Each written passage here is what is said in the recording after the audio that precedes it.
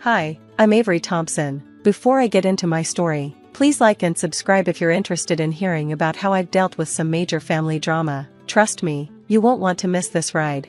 I'm 32, doing great in my marketing career, and married to Michael, my high school sweetheart. On paper, things look perfect, but let me tell you, family dynamics can be a real nightmare.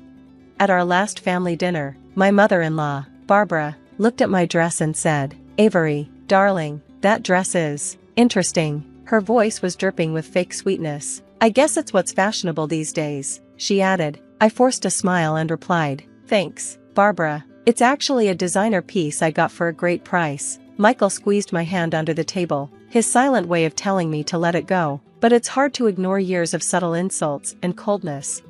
Then, Michael's dad jumped in, completely ignoring me. "So Michael, how's that big project at work going? And don't even get me started on Samantha, Michael's sister. She's the worst." She smirked and said, "Oh Avery, remember when you tried to bring that vegan casserole to Thanksgiving? Bless your heart for trying." I held back my frustration, thinking about how they accidentally left my dish in the kitchen that year. I just smiled and said, "Well, you know me, always trying something new." Michael gave me an apologetic look, knowing how hard I'd tried with his family, but he always hoped things would get better on their own.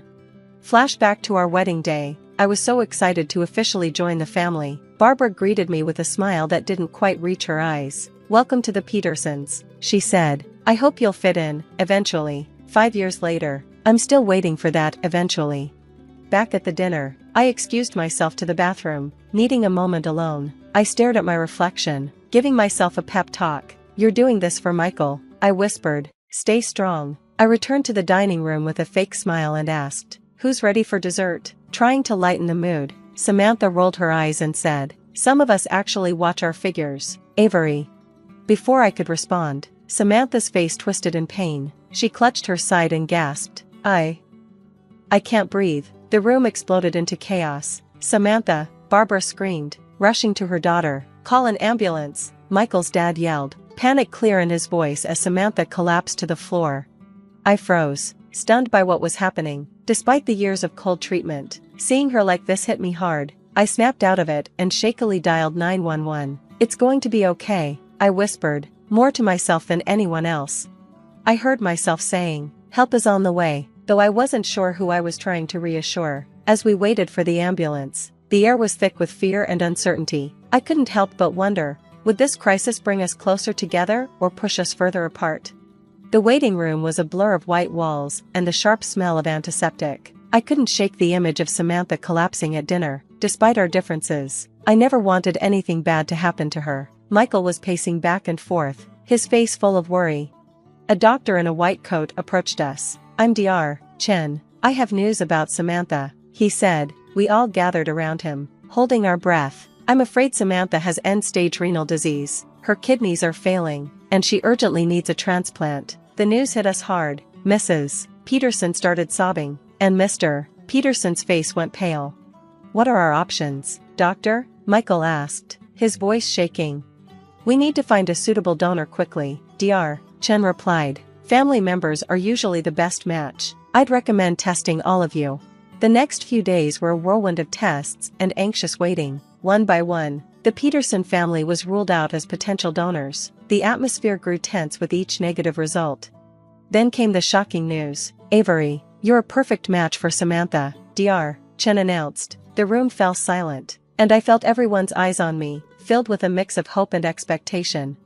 Suddenly, the Petersons' attitude toward me changed. Mrs. Peterson, who had always been cold, was now all smiles. "Oh, Avery, dear, what wonderful news," she gushed, grabbing my hands. Mr. Peterson chimed in. "We always knew you were special. Avery, you're truly a blessing to this family." Their sudden affection felt strange and insincere. I mumbled something vague and excused myself to get some air.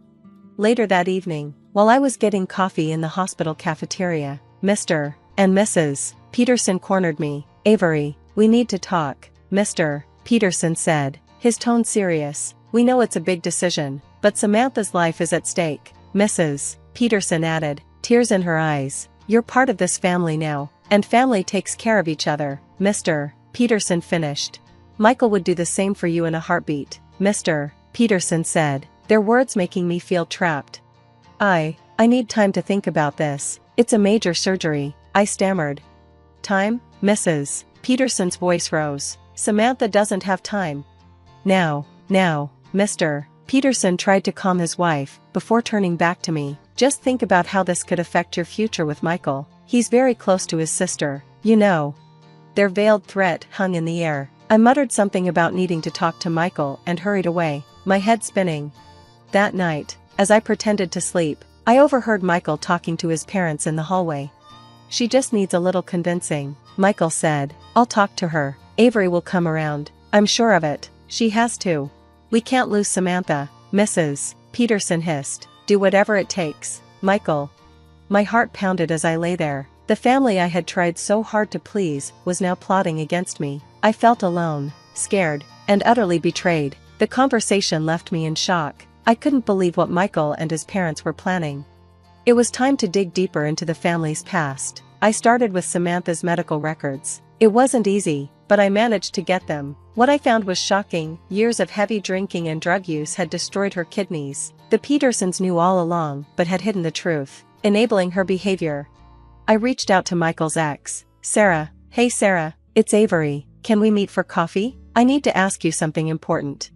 Sarah agreed to meet, and over lattes, she spilled the truth. The Petersons? They're users. Avery. They treated me like family until I wasn't useful anymore. Then they threw me away like I was nothing. Her words sent chills down my spine. Everything made sense now. The cold treatment, the sudden kindness when they needed my kidney. I was just another pawn in their game.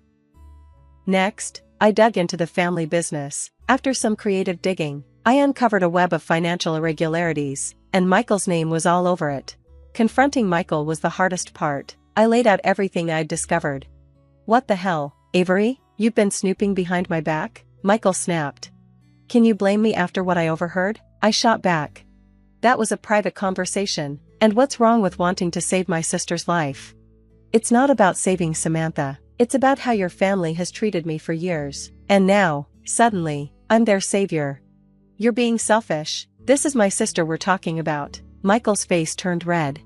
And I'm your wife. But that doesn't seem to matter to you or your family, I replied. The argument escalated until I dropped the bomb about the business. You're involved in fraud. Michael, did you think I wouldn't find out? His face went pale. It's not what you think. We had to do it to keep the business afloat.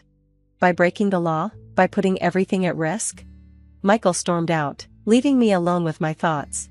The next day, I called a family meeting. Everyone gathered in the Petersons' living room, tension hanging thick in the air. I've made my decision, I announced. I won't be donating my kidney. The room erupted. Barbara jumped up, her face twisted with rage. You ungrateful little, after everything we've done for you. Mr. Peterson joined in. You'll regret this, Avery. We'll make sure Michael sees you for who you really are. Samantha, pale and weak, spoke up. I knew you were never really part of this family. I stood my ground as insults and threats flew. Michael sat there silently, torn between his family and me. I've seen your true colors now, I said calmly. You've used and manipulated people for years. I won't be your next victim, I said as I turned to leave. Michael finally spoke up. Avery, if you walk out that door, don't bother coming back. I paused at the doorway and looked back at the family that had never truly accepted me. Goodbye, Michael. I hope you realize what you're losing before it's too late. After that explosive meeting, I knew there was no turning back. I had to protect myself and expose the truth about the Petersons. I spent weeks gathering evidence, financial records, emails, even recordings of conversations. It felt like solving a twisted puzzle, each piece revealing more of their dark secrets. I reached out to my old friend, Emma, whom I hadn't spoken to in years. I really need your help, I said, my voice cracking. Avery? Oh my God, what's wrong? She asked, genuinely concerned. I told her everything, the manipulation, the fraud, the kidney donation mess. Emma listened without judgment and then said, You're coming to stay with me, no arguments. Her support was a lifeline. I realized how isolated I'd become in my marriage, cut off from my own support system. As I reconnected with old friends and family, I grew stronger every day. One night, after triple-checking my anonymous tip, I hit send on an email to the FBI's Financial Crimes Division. My heart raced as I watched the sending icon spin. There was no going back now. The investigation moved quickly. Within weeks, news broke of a major fraud probe into the Peterson family business. I watched from a distance as their carefully crafted image fell apart. Michael called me in a panic. "Avery, what have you done? The feds are all over the office."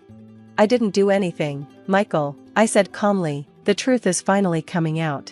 He paused, then said quietly, "I'm sorry, Avery, I should have listened to you, but it was too late for apologies. I had already filed for divorce, using the evidence I'd gathered to ensure a fair settlement. In the end, Michael stayed loyal to his family, not me." The fallout was huge. The company was charged with fraud and embezzlement, and Michael and his parents faced serious jail time. Samantha's substance abuse issues came to light during the investigation, jeopardizing her spot on the transplant list. As for me, I focused on rebuilding my life. I started a support group for people who had escaped manipulative family situations. It became my way of turning all that pain into something positive, helping others while finally freeing myself from the Petersons' control. At our first meeting, a woman tearfully shared, "I never thought I'd be strong enough to leave." "But you did," I reassured her, "and that's what matters." Months passed, and I was having lunch with Emma when breaking news flashed on the TV in the restaurant. The Petersons were being led out of court in handcuffs. "Holy," Emma whispered, "they're actually going to prison." I felt a swirl of emotions, relief, vindication, and a twinge of sadness for what could have been. Later that week, I got an unexpected call. It was Samantha. "Avery, it's me. I got a kidney, an anonymous donor." "That's great, Samantha. I'm happy for you," I replied, unsure of what else to say. There was a long pause. "I'm sorry, Avery, for everything. You were right about us." After a moment, I simply said, "I hope you make the most of this second chance, Samantha. Goodbye." As I hung up, I felt a huge weight lift off my shoulders. The Petersons were finally facing justice, their reputation and finances in ruins. But most importantly, I was free. That night, I wrote in my journal, "A year ago, I thought I had the perfect life. Now I realize it was all a carefully constructed lie." But the truth, as painful as it was, set me free. I stood up for myself, exposed the lies, and walked away. It wasn't easy, but it was worth it. To anyone out there facing a similar situation, remember, you're stronger than you know. Don't let anyone manipulate you into sacrificing your own well-being. Your life is yours, and you deserve to live it on your own terms. I closed the journal, proud of how far I had come. I had survived the Petersons, and now, I was thriving. That was the best revenge of all. The story of Avery and the Petersons has come to an end. Now, I have a question for you. If you were in Avery's shoes, would you have donated your kidney to Samantha, despite all the mistreatment from the Peterson family? Or do you think Avery made the right choice by prioritizing her own well-being? I'm pregnant. Suddenly, that's what Barbara, who claims to be my best friend and a colleague, told me. She said the father is my fiancé. I, who felt out of place and burdened at work because my fiancé was taken by an incompetent woman, ended up resigning. Little did I dream that a great reversal in life awaited me. My name is Sandra, and I'm 28 years old. I work in the cartoon section of a publishing house. It's odd to say this about myself, but I am fairly competent.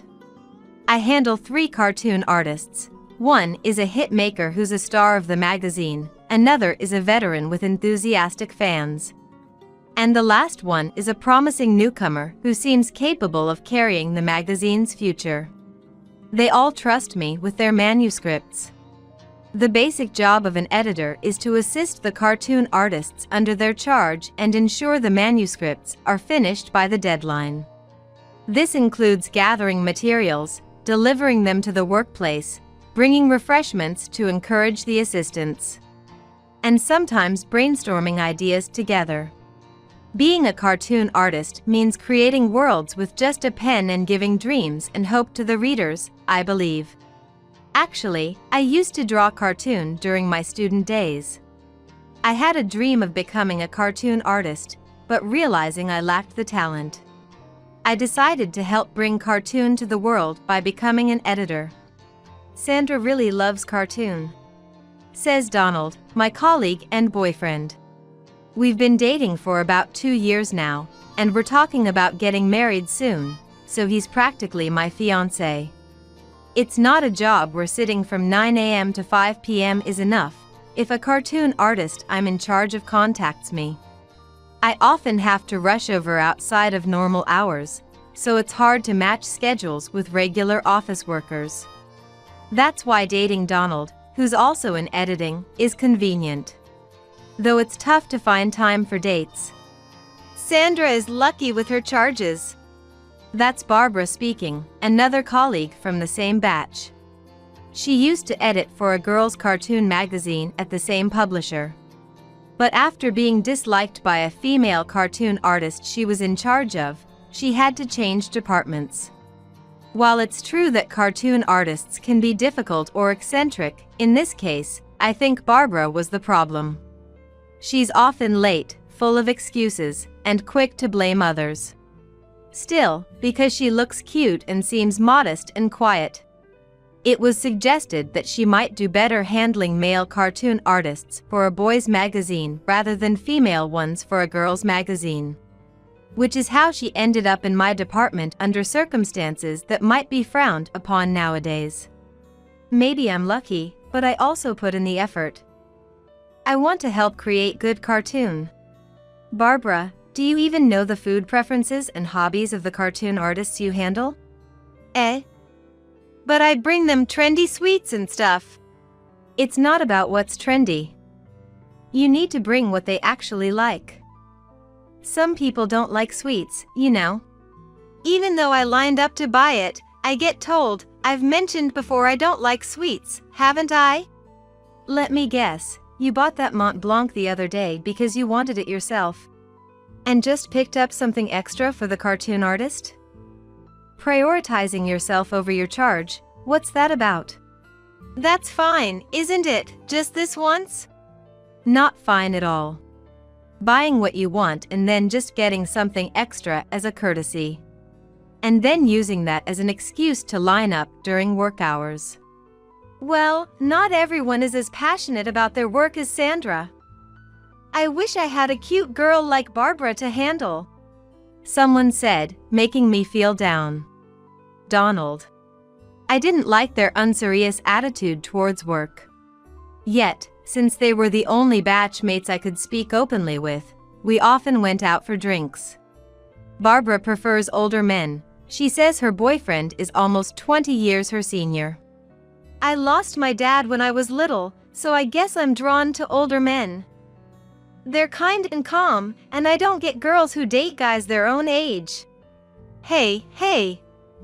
Saying that in front of us, a couple of the same age? Barbara knows that Donald and I are dating. I can't imagine being with someone 20 years older. When I'm 50, he'll be 70. That's like a grandpa. We joked around like this, somewhere relieved that Barbara wouldn't become a love rival. One day, when I was meeting Donald for a date, Barbara called, saying she was feeling unwell and asked if I could pick up a manuscript in her place.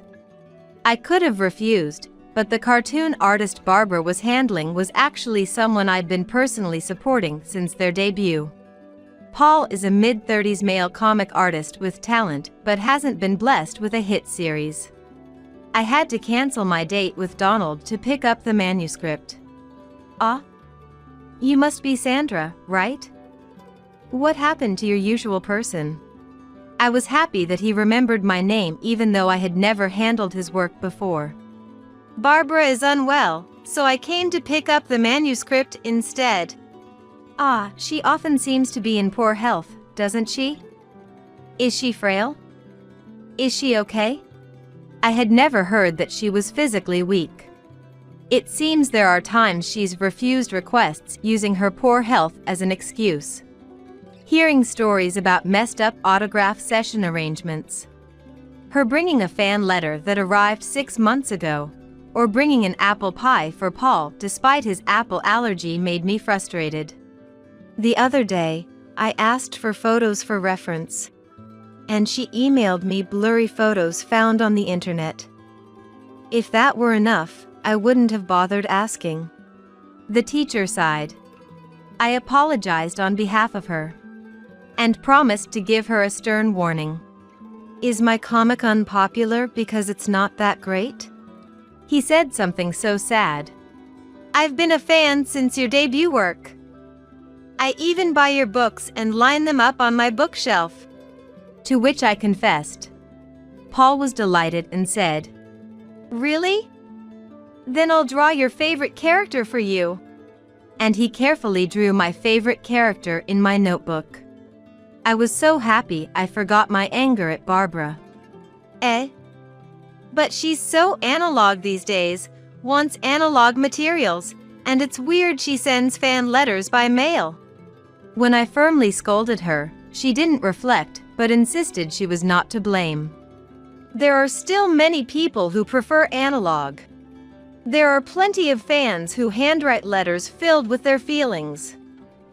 Don't just do your job carelessly because you find it troublesome. What? Sandra, you're kinda scary. What we do is support comic artists to produce good work. Bringing them food they're allergic to or otherwise hindering them is actually harmful, not helpful. But I didn't know that. Can't be helped, right? That was a lie.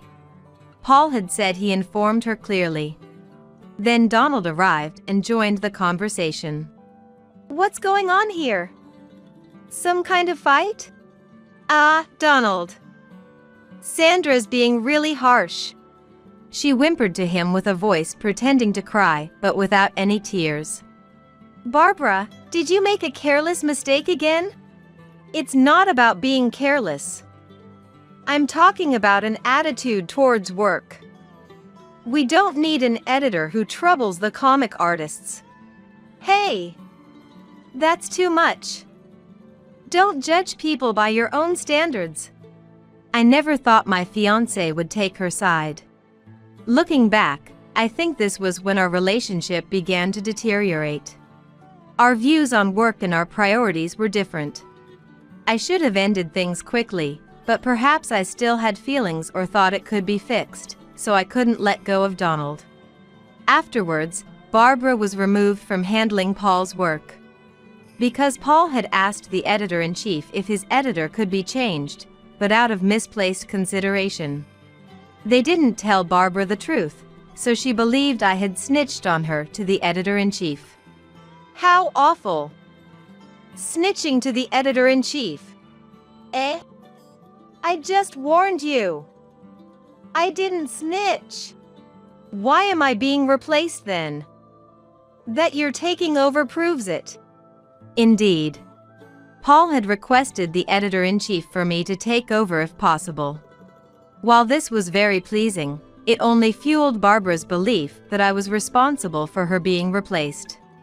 The thought of managing 4 comic artists seemed daunting, so after consulting with the editor-in-chief, we decided to let Barbara handle a hitmaker cartoon artist. This artist works in a production style, with plenty of staff to gather materials and handle events, and never misses a deadline. Basically, what an editor does is go to pick up manuscripts and bring refreshments. So I thought there wouldn't be any trouble with Barbara taking over. Barbara seemed pleased, saying, Actually, it might have been a stroke of luck. Paul isn't very well known, and many of my friends don't even recognize his name. But from now on, everyone will know who I'm talking about. This made me quite angry, even though she seemed to have forgotten her anger towards me. I'm sorry if my request to the editor-in-chief caused trouble with your colleagues, Paul said to me the first time I showed up at his workplace.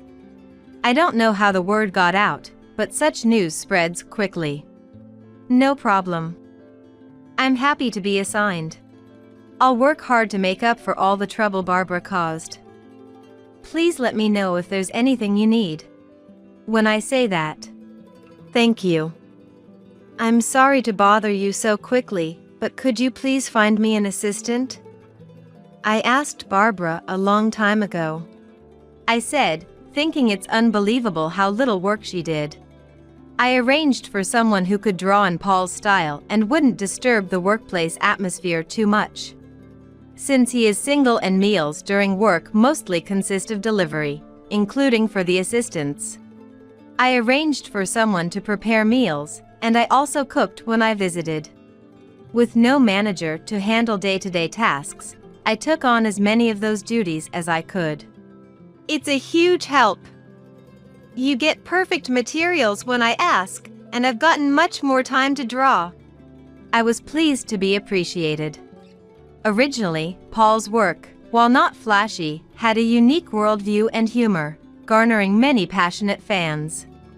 I'm one of them, but I think he must have struggled a lot, wanting to spend more time on his art but being bogged down by miscellaneous duties and lacking assistance. Perhaps because he now had more time and mental space. The popularity of his ongoing series began to rise, and I was praised by the editor-in-chief. Then one day, Donald said he wanted to talk and asked me out to dinner. Maybe it was about marriage. Or perhaps a breakup. Either way, I felt it was time to clarify things. However, when I arrived at the restaurant we had arranged, Donald and Barbara were sitting together, side by side, not opposite each other. Feeling something was off, I sat down across from them.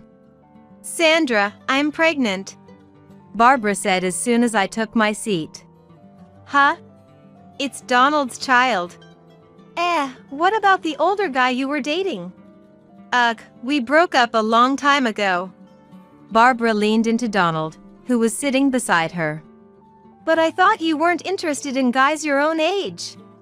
"That was true, but love doesn't need a reason." "Huh?" Then Donald spoke. "I want to start a family with her." "So do it?" "Huh?" "If you want to be a family or whatever, go ahead. If that's all, I'm leaving." As I got up to leave. "Wait. I feel bad about this." "Sorry, Sandra," they both said. Barbara's smug face at that moment made me incredibly angry. "It's fine. You two suit each other." Donald then said with a downcast look. "I got tired of you acting superior just because you're good at your job." I didn't intend to, but that's how he felt. "I wasn't looking down on you. It's just a difference in how we view work. That's why you two are a good match." I left the restaurant with those words. I didn't feel sad. There was frustration, but it was more about losing to Barbara than about losing a fiancé I loved. I should have initiated the breakup sooner. Thinking of Barbara's triumphant face made me feel terrible. It seems she intends to continue working even after getting married. While our editorial department doesn't interfere in personal matters, almost everyone knew about my relationship with Donald. And suddenly, the couple had changed. Everyone loves a good scandal, and all sorts of speculation were flying around. I became famously known as the woman whose fiancé was stolen by her supposed best friend. I don't recall ever becoming best friends with Barbara, but she must have been spreading lies about it. I knew he was my best friend's boyfriend, but I fell in love anyway. I can't help it. She seemed to have cried, casting herself as the tragic heroine. But it wasn't just Barbara. Donald too. Sandra's treatment of Barbara was terrible. Watching that made me drift away from her, and I felt I had to protect her. Apparently, I was the bad guy, the so-called best friend.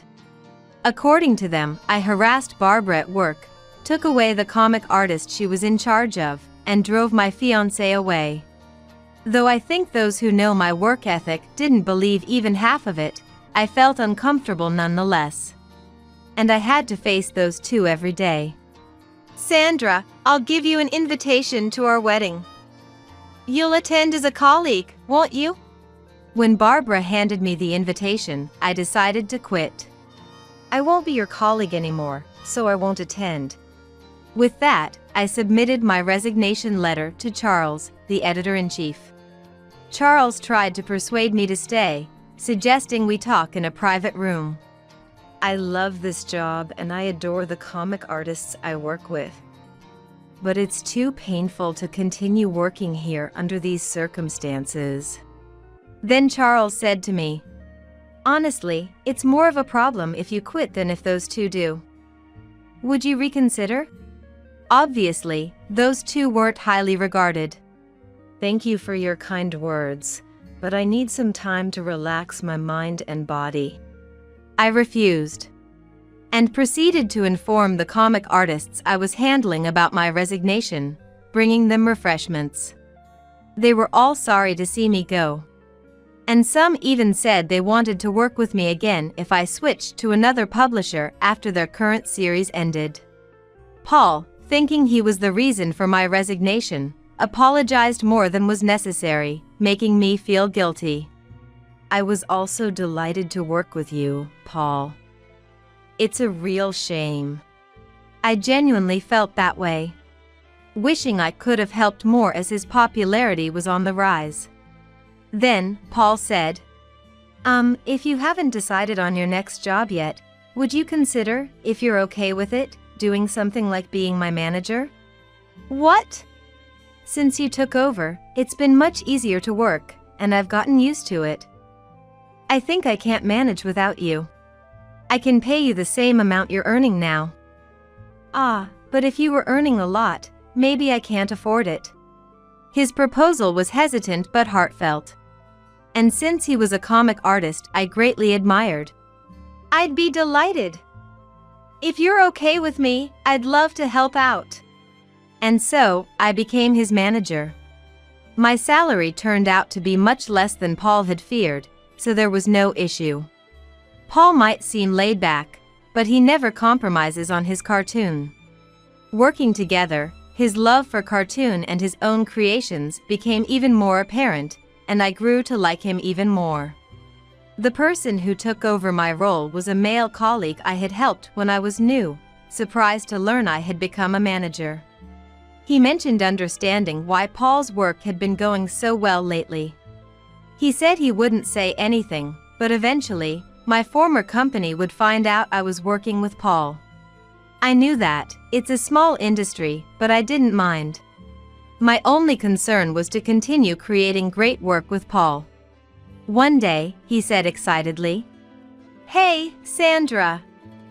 Recently, the female characters in my cartoon have been gaining popularity. It's thanks to you. You gave me a lot of advice." I had thought his male characters were fantastic, but his females lacked a bit of flair. I really don't get women's psychology at all, so it's been a huge help. This character, acting cute on purpose. I thought she was annoying, but it's fun to draw her, and she's surprisingly popular. It might be thrilling in a cartoon, but having someone like that around in real life is awful. That character, Barbara, was the model for her, right? I said, and Paul. Really? I see her, huh? Laughed like a child.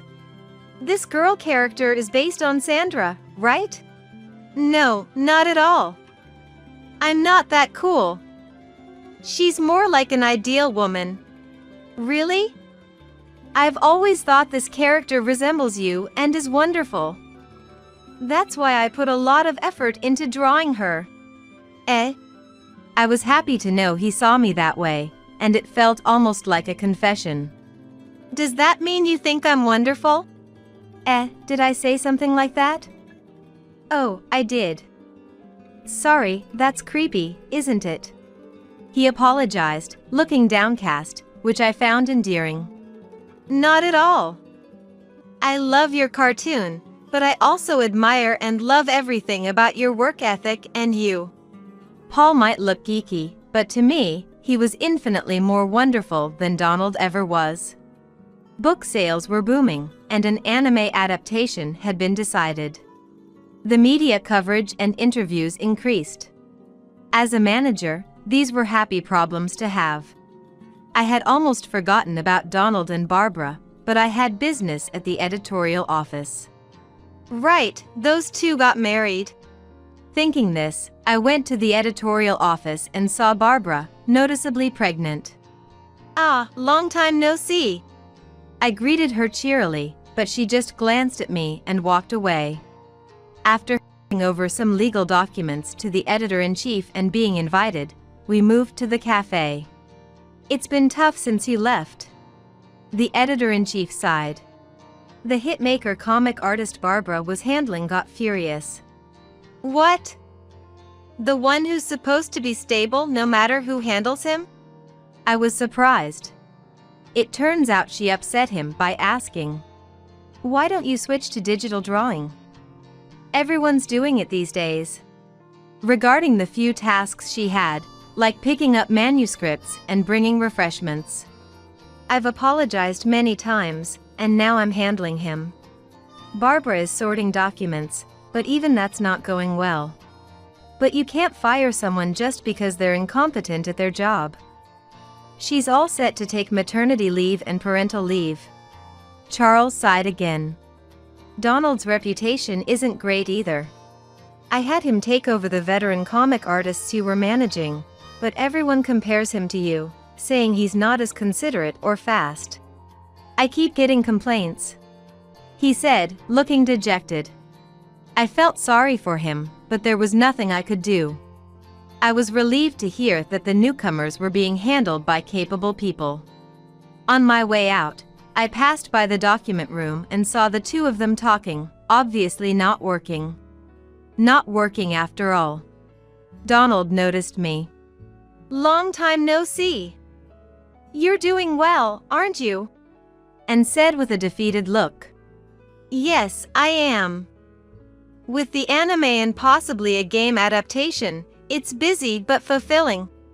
I smiled, and he clicked his tongue.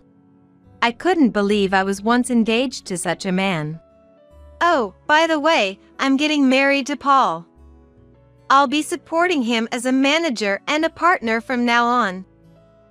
No way. He's been making a lot of money recently.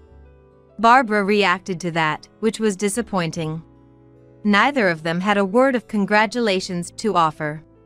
To top it off, it's unfair that you got to manage him after me, she complained nonsensically. So, I decided to tell a lie. Yeah.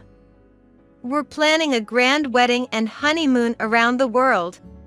And we're thinking of buying a high-rise condominium for our new home. I showed them a ring with a large gemstone. The ring was the only truth, the rest was made up on the spot. Though it wasn't impossible to make it happen. Seeing Barbara's deeply frustrated face was satisfying. Paul's just a geeky guy, right? Donald said, trying to save face. He really is a petty man. He's a talented and wonderful person, worth dozens of you. That's the truth. Well then. I wish you both happiness, I said and walked away, hearing them argue behind me. Afterward, Barbara was apparently sued by the wife of the older man she used to date, demanding compensation. It seemed he wasn't single after all. Donald was saying the baby might not be his, but it's uncertain until the birth. They were already looked down upon for their lack of competence and motivation. And with this scandal becoming known, I wondered if even they would find it hard to stay at the company.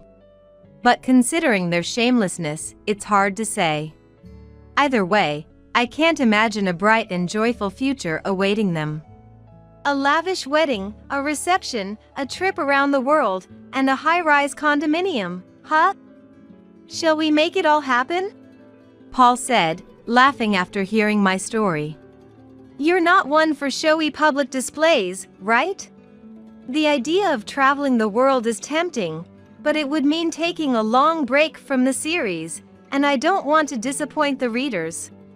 I don't care where we live. All right.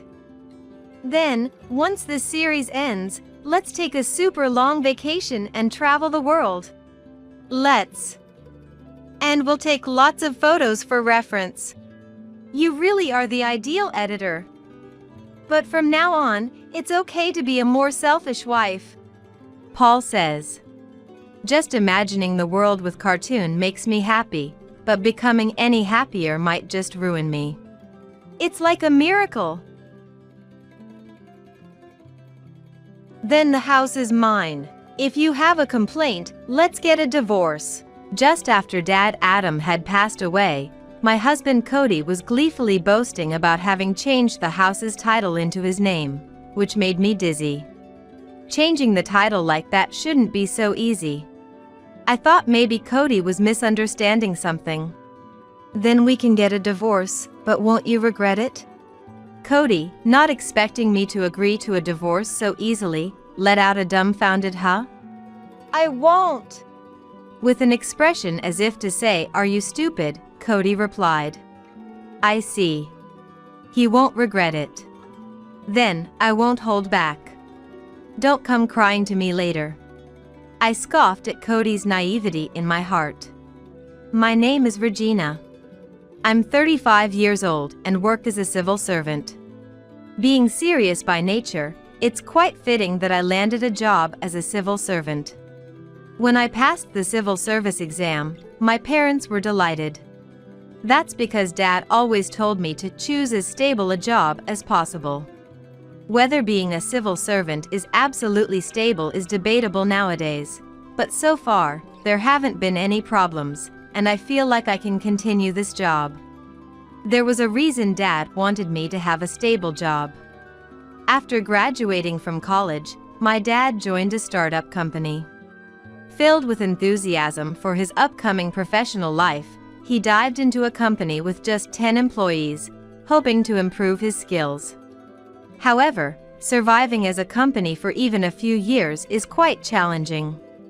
The company Dad joined went bankrupt just 2 years later. Dad tried to find another job, but couldn't find a suitable one. So, he decided to start his own company. With little know-how in business, Dad started managing a restaurant and gradually expanded its performance. As the number of stores increased and more employees were hired, he had to worry about sales and profits daily. Most of the stores were renovated vacant or owned houses, so there was no rent. Thus, the more customers, the more profit, amassing $3 million in assets over 35 years. But, of course, it wasn't easy. Running a business as unstable as management meant accumulating daily stress. Once the business started to profit, people driven by greed appeared, complicating human relationships. There was even an incident where an employee ran off with the store's money.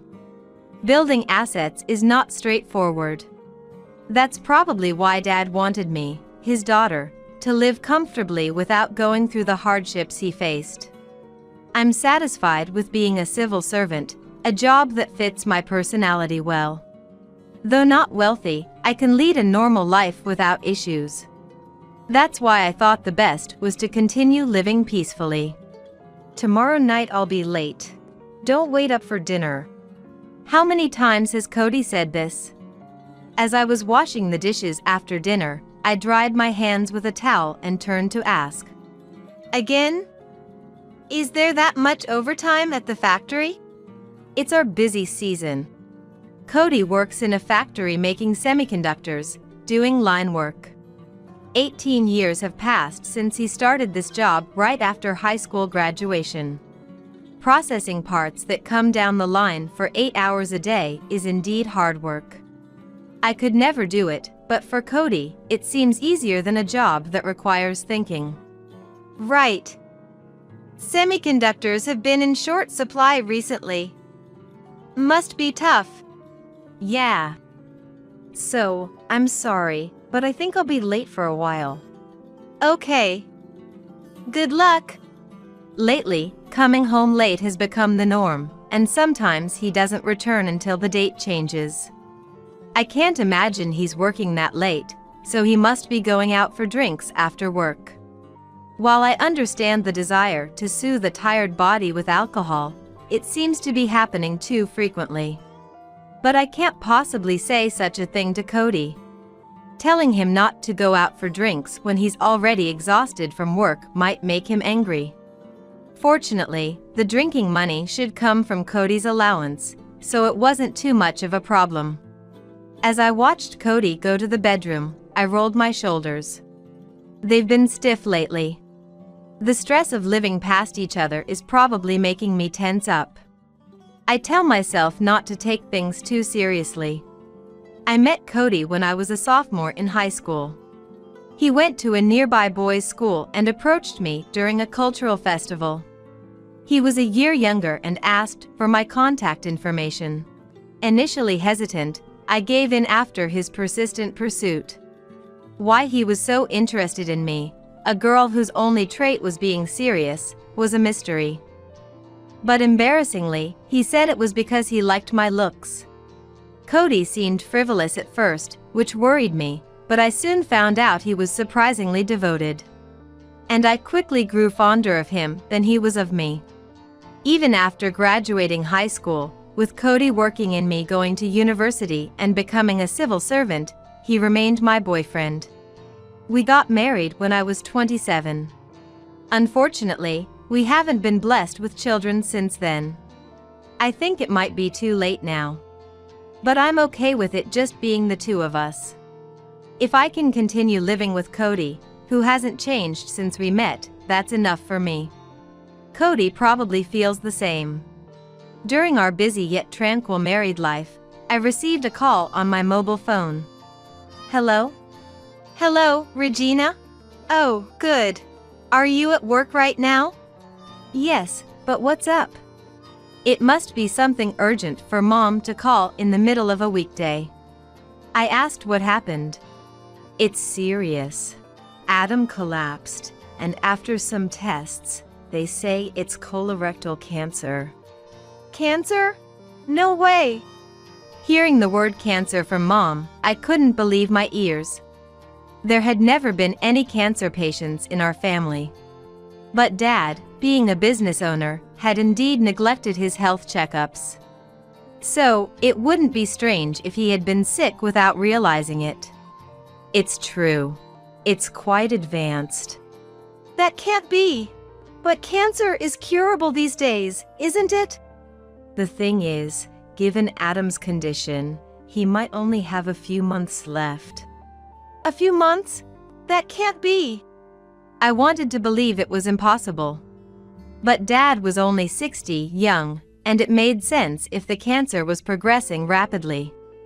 Especially since it was discovered late. No matter how much medicine has advanced, curing late-stage cancer is difficult, Mom explained tearfully.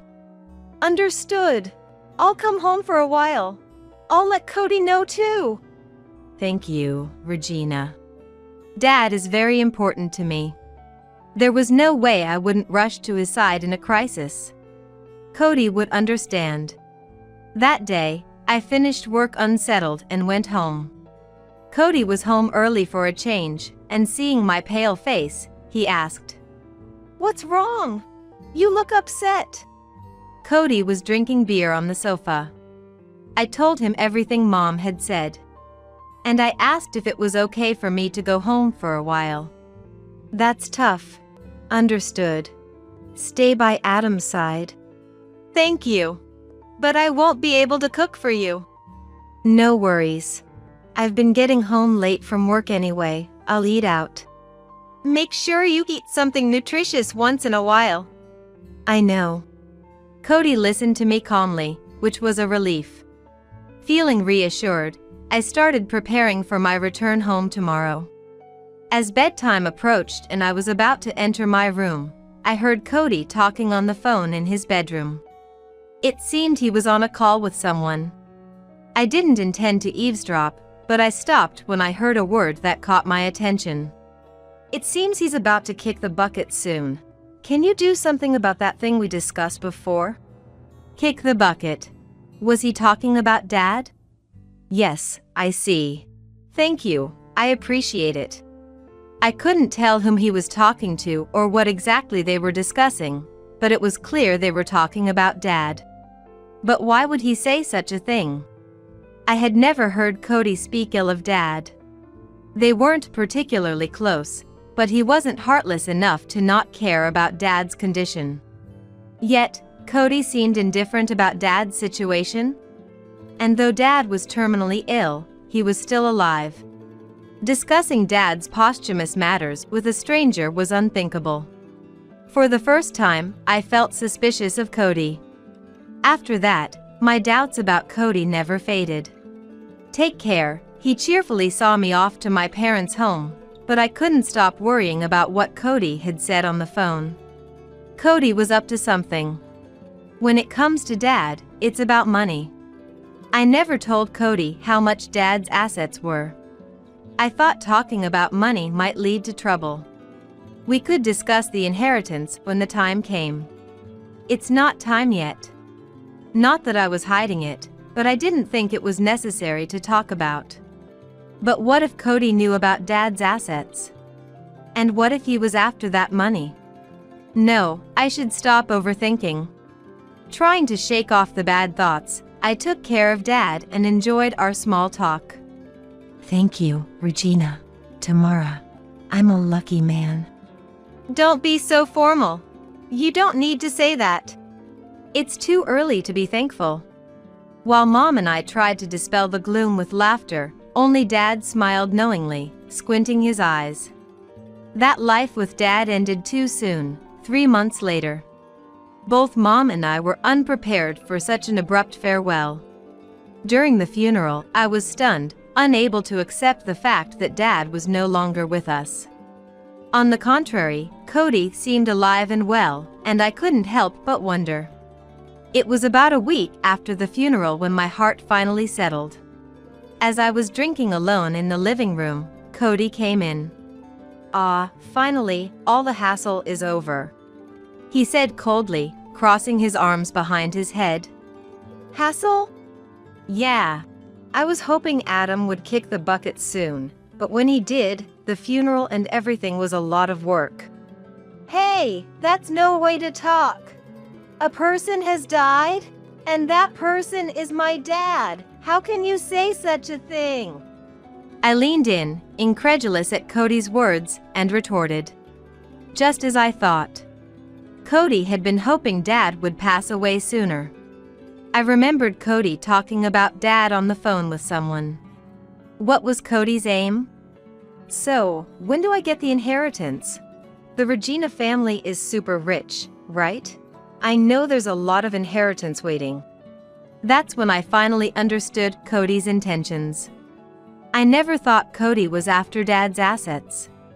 Because I never talked to Cody about my family's money. But, it seems Cody had realized Dad had quite an estate. "You look surprised." Of course, I know. My family has always been dirt poor, struggling to eat 3 meals a day. Compared to that, your family lives comfortably, and your parents travel frequently. Just from that, I knew you were rich. So, I consulted in advance. "Consulted with whom?" Without any shame, Cody had deduced my family's financial situation and indeed mentioned he had consulted someone after revealing his thoughts. I remembered the day Cody was on the phone in the bedroom and thought that must be what he referred to as consulting. "I have a lawyer acquaintance. I asked him about old man's inheritance. I'm definitely getting my share." Well, I was appalled that Cody had discussed Dad's inheritance with a stranger without my consent, even while Dad was still alive. I doubted whether the creature standing before me was really my husband. "Don't worry. I'll be getting an answer soon. Looking forward to it." With that, Cody went back to the bedroom. He probably planned to contact that lawyer acquaintance again. I was taken aback by Cody's outrageous behavior. Where on earth does one find a husband who investigates his wife's parental inheritance on his own? The inheritance issue was my family's matter, not something for Cody to interfere in. Growing increasingly distrustful of Cody's actions, I found myself unable to speak to him. We lived in a Cold War state for a while, but the situation took a sudden turn a month later. Putting aside the fact that Cody was talking about inheritance, Dad's assets were rightfully passed on to me and my mother. I inherited a $2 million mansion from Dad, which felt beyond my worth. I had no immediate plans to move into the inherited house, but it seemed too wasteful to just let it sit there. As I was pondering whether to use it as a vacation home or to sell it, Cody spoke to me for the first time in a while. Regina, how are you? Living in the same house and asking how are you felt ironic. I ignored his words and picked up a book nearby. Don't ignore me. I've changed the deed of the mansion you inherited to my name. Hearing those shocking words, I looked up from the book I was about to read. What do you mean? I asked that lawyer I mentioned before to take care of it. The procedure? You mean the change of ownership? Yeah, exactly. I couldn't believe it, not just that he did it without telling me, but also that the lawyer agreed to such a thing. Now the house is mine. If you have a problem, let's get a divorce. Dad had just passed away, and here was Cody, gleefully boasting about changing the house's ownership to his name, making me dizzy. Changing ownership shouldn't be that easy. I thought Cody must be misunderstanding something. I hesitated about whether to retort to Cody. I was utterly furious at Cody's actions and couldn't easily forgive him. So, instead of retorting here, I wanted to devise a plan and get back at him properly. Then it's okay to get a divorce, but won't you regret it? Cody, seemingly not expecting me to agree to divorce so readily, let out a dumbfounded huh? No, I won't. Cody replied with a look as if to say, are you stupid? I see. He won't regret it. Then, I will not hold back. Don't come crying to me later. I scoffed at Cody's naive thoughts inwardly. Afterward, I began investigating Cody's background using all means available. First, I took some paid leave and thoroughly searched Cody's room while he was at work. Cody's messy room was filthy, with various items scattered all over the floor. Among them, I found something and picked it up, slipping it into my pocket quietly. Then, I tampered with the computer on Cody's desk, opening a messaging app. So this is the lawyer. The exchanges with this person named O'Connor were appalling. Most of them were about money. Moreover, it was about how to steal illegitimate money. I sighed in dismay. Cody, who was swayed by such a person, even seemed pitiful to me. Then, I left the room and headed to a certain place. After repeatedly engaging in laborious tasks, I went to confirm Cody's greediness. The more I investigated, the more I realized I had been living with such a person, and it sent shivers down my spine. After finishing the investigation on Cody and cooling off, I went to submit the divorce application. Since Cody had brought it up, filling in the necessary information and submitting it was simple. The divorce application was accepted at the office, and I officially divorced Cody. It was an unexpected divorce for me, but I no longer had any love left for Cody, who insulted Dad.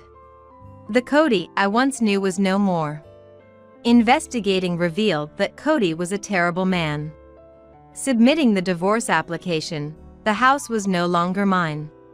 This house was originally bought in Cody's name, and there was a mortgage on it. I thought it would be proper for me to leave, but Cody did not return home from that day onwards. Probably, he is living in the mansion I inherited by now. Wonder if he's enjoying his life now. But, how long will that last, I wonder. I was very calm, thinking about Cody's future.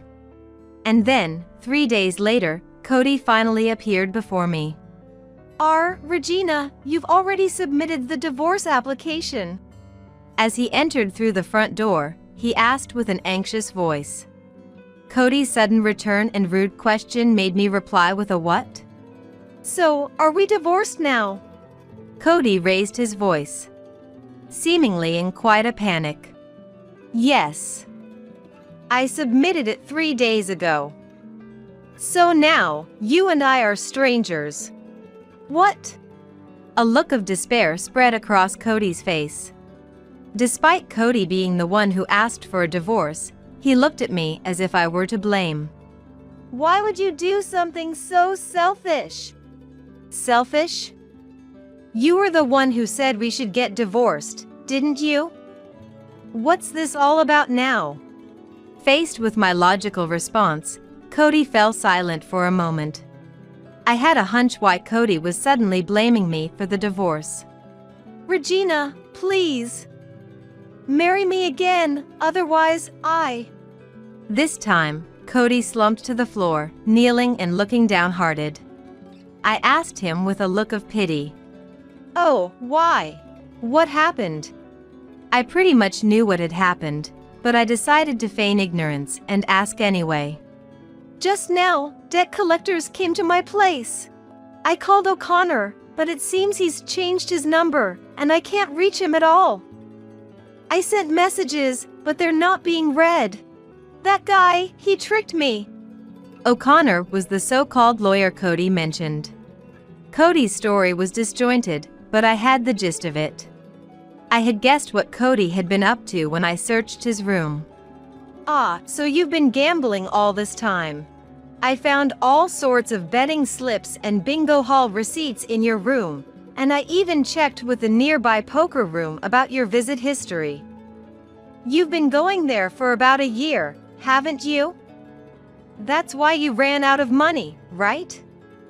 When I checked our joint account, I noticed small withdrawals that I didn't recognize, and I realized you had even started dipping into our money. And then you got scammed by that lawyer? Yes, Cody had been gambling behind my back all this time. I had wondered why he was coming home late, not because he was out drinking, but because he was gambling. When Dad died and I inherited the assets, he must have thought it was an opportunity. He consulted with the man called O'Connor, a supposed lawyer, on how he could inherit the assets. That's right. I regret the gambling, but I was also tricked by that man. It seems the mansion you inherited isn't mine after all. I'll go bankrupt at this rate. Isn't that pitiful? So, help me. He had initiated the divorce himself, and now he was pleading to get back together. I was beyond angry at Cody's disgraceful behavior. Had he forgotten how he wished for Dad's death and disrespected him? I couldn't even think of him as my ex-husband anymore. Huh? What are you talking about? Aren't you the one at fault here? Pitiful? Do you think I would feel that way? The reason you were scammed is because of your own foolishness. The assets I inherited from Dad are considered separate property, not subject to division or unauthorized name changes. Yet, you were easily deceived by O'Connor and now you come crying to me? I will never forgive you. Cody, seeing my demonic expression as I firmly stated this, shrunk back in fear. I walked past Cody, opening the front door. Well, I'm moving to the mansion Dad left me. You can live in this house as you please. Good luck with the mortgage payments. Wait! Ignoring the pitiful man calling after me, I briskly walked away. A week later, I received a call on my mobile phone. The caller was Cody's mother, Catherine. I braced myself, thinking she would blame me for the divorce, but it was the opposite. Oh, Regina. I'm sorry. My son has done something terrible, hasn't he? I don't know how to apologize. No, you don't have to apologize for anything. No, I can't let this go. He even came asking for help to pay off his debts. I'm appalled. I told him he's going to get a thorough lecture from me at home. He won't be gambling again, that's for sure. He'll learn the value of money. For a while, he'll have to manage work and household chores on his own. Catherine, furious over Cody's misdeeds, was determined to make him suffer the consequences. I smirked to myself, wondering if he could endure his mother's discipline. This was his punishment for insulting Dad and trying to swindle my inheritance. I felt not a shred of pity for him. He should work hard on paying off his debts. As I declared, I moved to the mansion Dad left me. The furniture was already there, so I didn't need to buy anything new. I had to buy clothes and other small items since I left them at the previous house, but thinking about my new life of freedom made me excited. The new house is really spacious, almost too much for just one person to live in. I've had enough of marriage for now, but if time passes and I meet someone nice, I'll invite them over to this house. They're sure to be so surprised they'll be speechless. Just imagining the reaction of a future husband I haven't met yet makes me burst into laughter. Dad, thank you. Grateful to Dad for leaving me such a wonderful asset, I'm ready to take a new step forward. Never forget the shock of running into my husband Kent at our best friend Sarah's baby shower. It seemed Sarah didn't know that Kent and I were married. Anyway, the idea the two of them had a child together. That was beyond belief. You two look so happy together, I'm almost jealous. Oh dear, to be the odd one out in our trio of friends. Sarah, Kent, I hope you guys find happiness, no matter what. Sarah nodded with a full-faced smile, while Kent did awkwardly in return. I knew the truth. I knew Kent was the kind of man who'd say, "Pregnancy is not an illness, so don't be lazy." He wouldn't lift a finger to help a pregnant woman. To think he'd cheat on his wife, with our close friend no less, was beyond comprehension. Asking for forgiveness? That was out of the question. I decided it was time for him to lose everything. My name is Lucy. I'm a hairdresser in a small town. This is where I was born and raised. It's not as flashy as the city, but it's a comfortable place to live. The sense of community here is just right, making it a great place to call home. Kent and I were high school classmates. Back then, our friend Sarah and us were known as the inseparable trio, always together. Especially Kent and I were the class's official couple. Whenever someone asked, "Where's Kent right now?"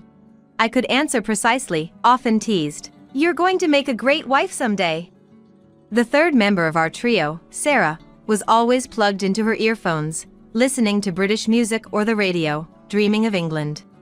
She was one of the top students in our class. Sarah achieved her dream, attending university in England, and after graduating, we only exchanged messages a few times a year.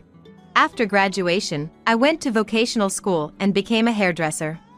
Since my family owned a beauty salon, I started working there. As for Kent, he joined his family's business after attending a local university.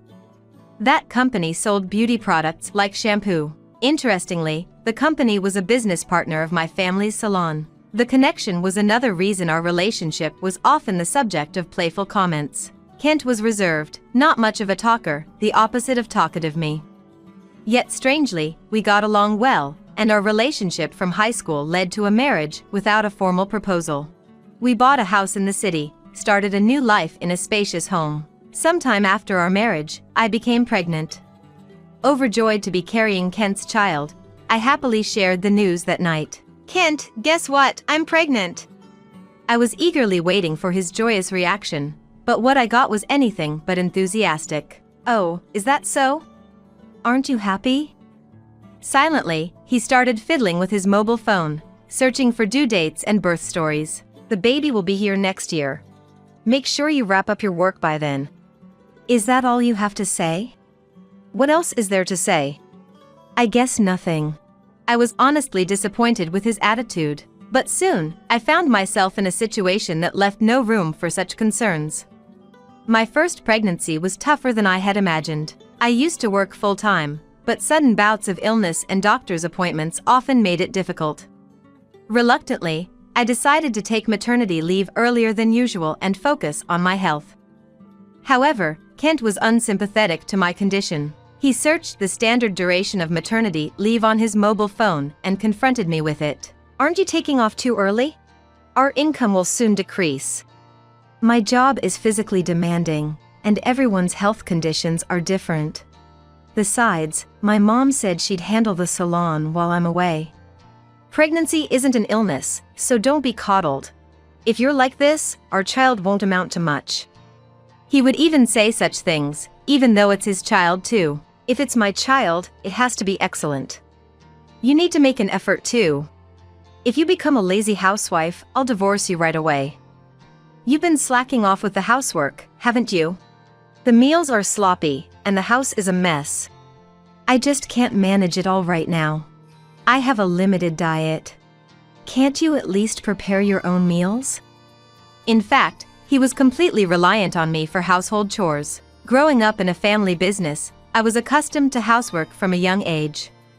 Whereas, it seemed he never had to lift a finger at home, thanks to his mother being so diligent. Men in our family don't do housework. It was his mother Catherine's mantra, suggesting a belief that it was a woman's role. While I admired her dedication to household chores, it resulted in Kent being clueless about even basic tasks like laundry. That was a source of quiet frustration for me. As I was pondering how to discuss this with Kent, I suddenly needed to use the restroom. Those who've been pregnant might understand, but at that time, I needed to go quite often. Sorry, I need to use the restroom. Again? Aren't you getting a bit old for this? When the belly grows, bathroom breaks become more frequent. How disgraceful. You're always complaining about your health lately. It's like living with an old woman. He then started a long rant about his grievances. But I was desperate to use the restroom. And frankly, I was uncomfortable with his incessant complaints and old woman comparisons, and just wanted to leave. When he finally took a breath, I need to use the restroom, I managed to say. But he snapped, I'm not done talking yet. Somehow, I endured his lengthy tirade and rushed to the restroom at the last possible moment. How uncool. Behind me, his voice could be heard muttering. Initially, his calm and unflappable demeanor was what attracted me to him. However, since finding out about the pregnancy, it feels like everything is backfiring. Moreover, he compares me to various people he reads about online. That celebrity was back to work right after giving birth, and her figure was perfect too. You'll be the same, right? I don't know. Don't compare me to such incredible people so casually. You're both human, just give it a try. Don't disappoint me too much. Apparently, his expectations were ridiculously high. Besides, his information came from the internet, but he naively believed dubious facts. Every time we met, it led to such conversations, creating a tense atmosphere between us. Around the same time our baby was conceived, he started spending less time at home. Our arguments like the ones I just mentioned were one reason, but he also began going out at night or on weekends, claiming it was for work. That was not something we had seen in our life together before. He was the exact opposite of the increasingly popular image of a cooperative, involved father. One night, when he came home late, I decided to confront him. You've been busy with work lately, haven't you? I'm cultivating new clients. It's none of your business. But Kent, have you been drinking? This is my refreshment. Stop nagging. His voice was so loud it could be heard outside. Sure enough, I could smell the alcohol on his breath. You never had to drink after work before. What's going on? You wouldn't understand. Besides. Thus, his sneering began anew. You're just lazing around at home while I work every day. This isn't fair. I'm not lazing around. I'm quite busy preparing for the birth.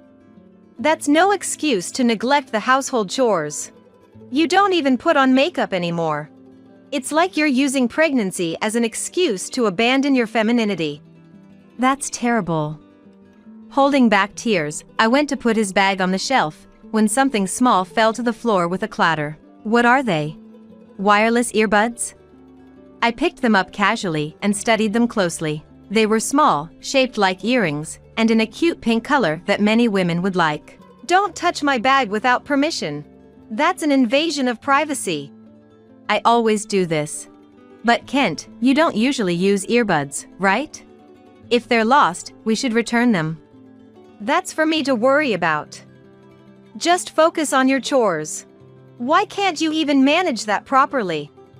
His reaction was far too intense for just pointing out a lost item. As I was about to respond, I felt a dull impact in my abdomen. He had kicked me. Don't forget you're being provided for. Keep your unnecessary comments to yourself, or I'll have to rethink things. I couldn't grasp what had just happened to me. After he stormed off to his room, I sat on the floor in a daze, replaying the recent events. I couldn't see how I had done anything to deserve being kicked. I couldn't comprehend his reaction. The next day, just to be safe, I went to the hospital to check on my baby. I couldn't dare say my husband had kicked me, so I lied that I had fallen at home. Fortunately, there were no abnormalities with the baby, but the area where I was kicked was bruised and discolored. Amidst that, some good news arrived. My best friend Sarah had given birth. She had gone to university in England and I heard she settled there for work, but apparently, she had returned to the US. Ideally, I would have brought Kent along, reuniting the trio of friends after such a long time, but unfortunately, he was away on a business trip. Reluctantly, I went to congratulate her by myself. In the bright, sunlit hospital room, Sarah lay in bed, looking relieved. As I entered the room, she struggled to sit up. It's been a while. Congratulations on your baby. Thank you. I actually came back to the US about a year ago but couldn't get in touch, sorry. I'm just glad the baby is safely here. She looked more refined than when she was a student, more grown up. By her pillow, I noticed earbuds identical to the ones I found in Kent's bag. She seemed to notice my gaze. Oh, these? They're my favorite. I lost one recently, but my honey found it for me. Really? What's your husband like? Actually, we're not married yet. You know what? The guy is. Her words were interrupted by a knock on the door. Entering the room was none other than Kent. I was so shocked, I couldn't speak. You must be surprised. Actually, I'm dating Kent now. She seemed unaware that we were married. She smiled innocently before my eyes. Hey, long time no see. How's it going? Kent's shameless demeanor pushed my confusion to the max. It's a reunion of the trio. I started seeing Kent again after returning from England. But with all the paperwork, we haven't married yet. I see. As you can tell, I'm also expecting a baby. I felt an overwhelming urge to reveal everything. But I paused, regaining a bit of calm. I had a baby in my womb. I had to protect my child and myself. I pondered the most effective way to handle this predicament. In the end, I decided to keep things peaceful for now. My husband is on a business trip right now. I really wanted to bring him along today. That's a shame. I wanted to meet your husband. It's really unfortunate. But having a husband like yours who accompanies her must be infinitely better. My husband doesn't help out at all. I secretly glared at Kent. He deliberately looked away. You two look so happy together, I'm almost jealous. Oh dear, to be the odd one out in our trio of friends. Sarah, Kent, I hope you find happiness, no matter what. Sarah nodded with a full-faced smile, while Kent did awkwardly in return. By the way, this is a gift for the baby. I heard you can never have too many bibs, so I got these. I even got matching ones for my baby. That's adorable, thank you. You must be excited about your baby too, Lucy. After a healthy delivery, we should all go out together. At the mention of all of us, Kent's shoulders twitched slightly. I pretended not to notice and continued smiling cheerfully. Hey, let's take a photo while we're here. Sarah, hold the baby. And Kent, get in close. I captured the moment of Sarah holding the baby with Kent beside her in a photo. With a forced smile plastered on my face, I left the hospital room. Before I realized it, I was breathing heavily, my shoulders heaving. From beyond the door, I could hear Sarah's excited voice and Kent's low murmurs. Upon leaving the hospital, I hurried home. I opened my mobile phone and immediately contacted a real estate agent. Yes, I know it's sudden, but I want to sell my house. Yes, right away is fine. I want to complete the process quickly. Could you also refer me to a moving company? I made arrangements to sell the house and contracted a moving company that the real estate agent recommended. Next, I called my in-laws. Catherine? Due to some urgent matters with Kent, I'll be sending over some belongings. Don't be alarmed by the amount. Right, I had decided to erase the house I lived in, as if it never existed. Kent said he would be away on a business trip until the next day. He's probably planning to stay somewhere tonight. While part of me wanted to send the belongings directly to Catherine's house without warning, she wasn't to blame. At least I informed her. After finishing these tasks, I noticed incoming calls from Kent. In fact, since leaving the hospital, he had been calling incessantly. I ignored them and read a book. Then, a message came in. Let's talk, just the two of us.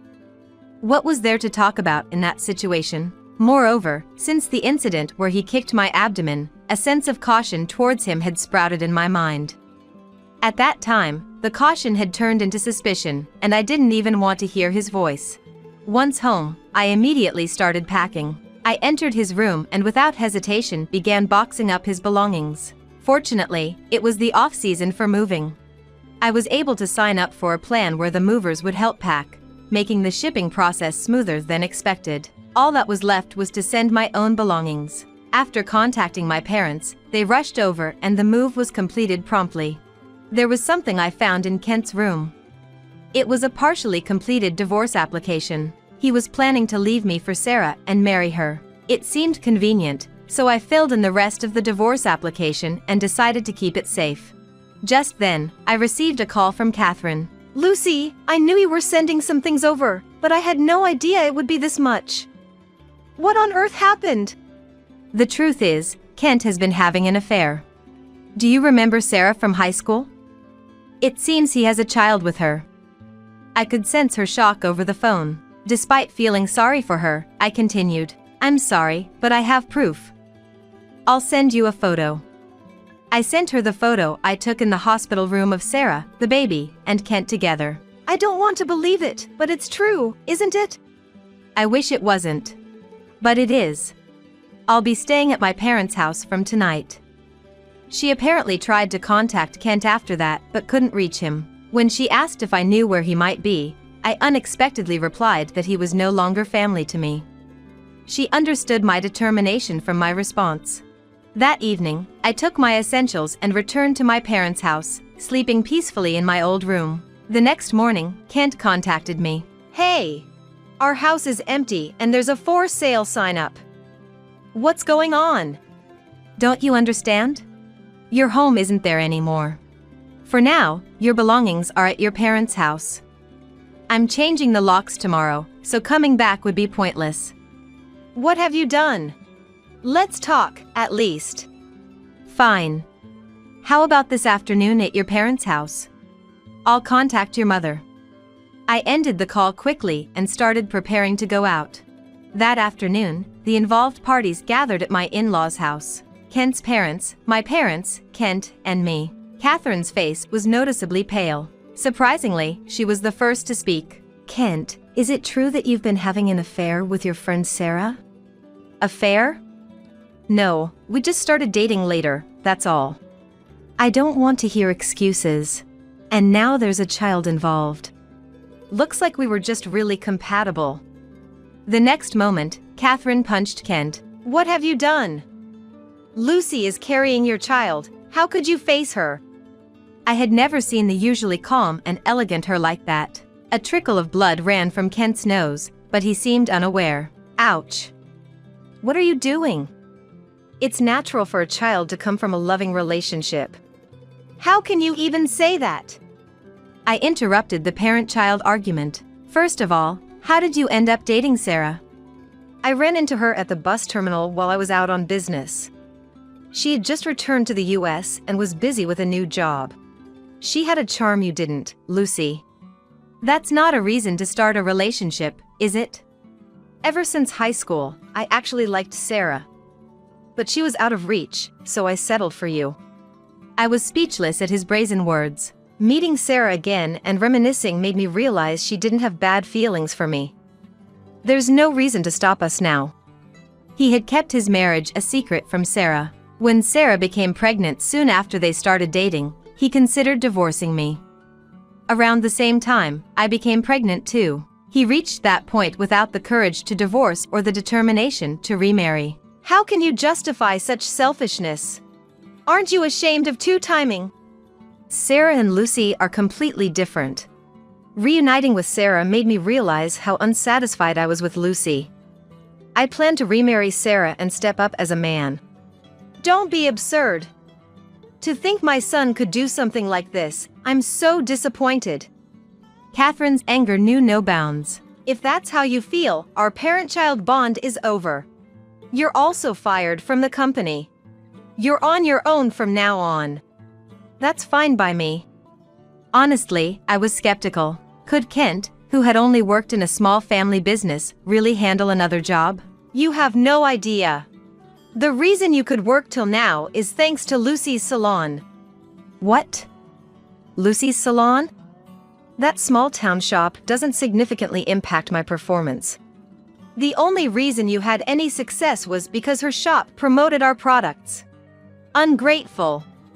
Listening silently, my parents announced they would cease business with Kent's company. It can't be helped. I'll start my own business. I'm still young, I can learn. With Sarah returning to work soon after giving birth, our new life is secure. I muttered into my mobile phone, "So he says." Suddenly, a loud voice echoed, "Are you stupid?" From the beginning of the discussion, I had been on a video call with Sarah. If I knew you were married to Lucy, I wouldn't have been involved. It's like I'm betraying her too. I'm speechless at your naivety. Frankly, you lack talent as a business person. Why are you there? I got in touch with Lucy and decided to join this discussion.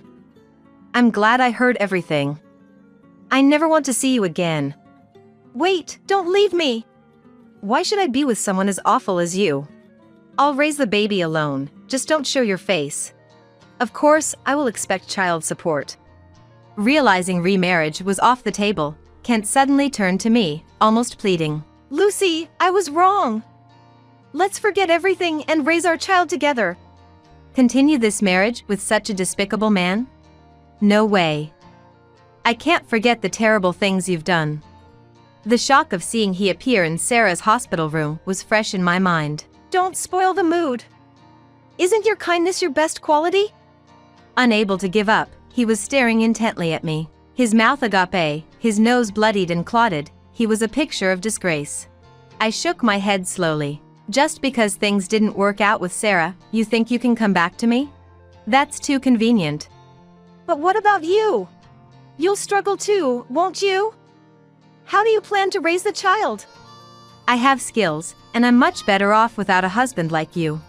I'm not foolish enough to cling to a foolish man. My parents had discussed it with me on the previous day, and they assured me of their full support. Being in customer service, they have good contacts with reputable law firms. I presented the divorce application I had found in his drawer. As you can see, the divorce application is all set. All that's left is to file it. Let's quickly settle the compensation and child support. Wait, I have to pay both Sarah and you. Of course. I am your wife, after all. But don't think I'll overlook any negligence towards Sarah's situation either. I have a lawyer ready. He was at his wit's end. At that moment, I felt an unprecedented pain in my abdomen. Oh my, it hurts. My labor had started right at that moment. The discussion was obviously adjourned, and I was rushed to the local hospital by my parents. From there, everything happened so quickly. Exhausted from the stress of the discussion and the labor, I fell into a deep sleep in the hospital bed.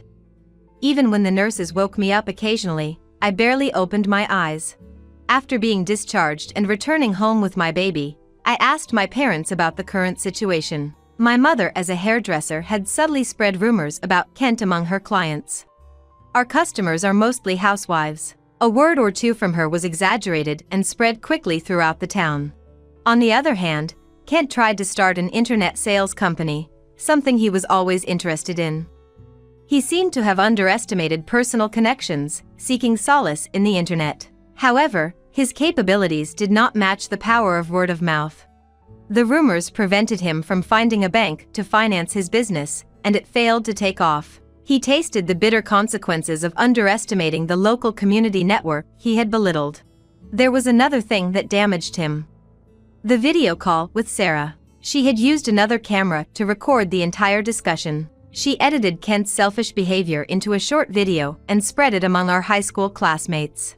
As a result, he lost all his friends, and those who might have helped him also turned away. He was left to solve everything on his own. He was immediately kicked out of his family home and spent his days in a motel, depleting his savings while searching for a new home and job. Being unemployed and without a stable address, it was hard for him to settle down. Eventually, he moved to a distant land, as it became uncomfortable for him to stay in the city. He finally found a part-time day job, struggling with the unfamiliar physical labor. Sure, there was no mercy. I warned him that if he ever missed a child support payment, I would sue him for assault for kicking me in the stomach.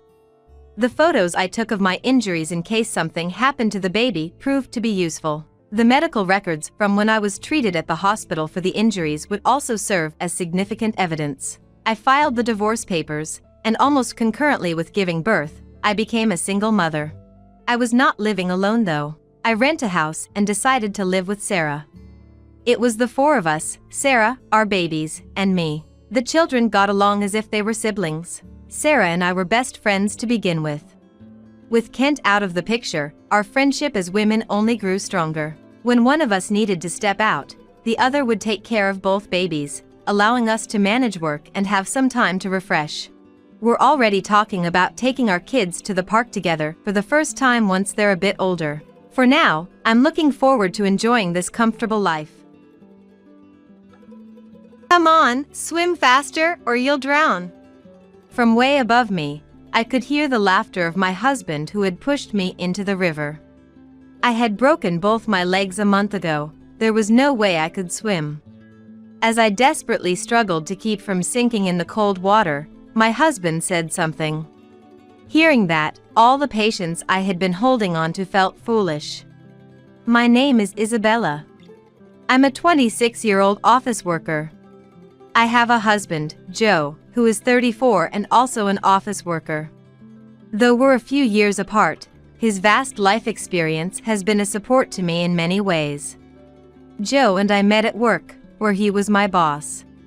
Initially, Joe made the first move, but I was drawn to him for his competence and leadership in various situations. Our relationship smoothly progressed to marriage. Working for a company with branches nationwide, I transferred to a different branch after getting married, feeling nervous yet fulfilled in my new environment. As a dual-income couple, we shared household chores.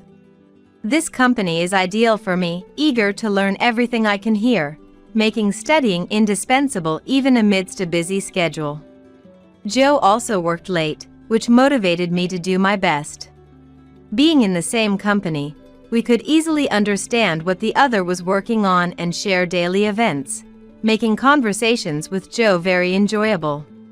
Initially, things were going well, but at some point, when I consulted Joe about work as usual.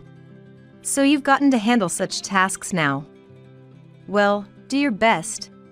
He responded somewhat coldly.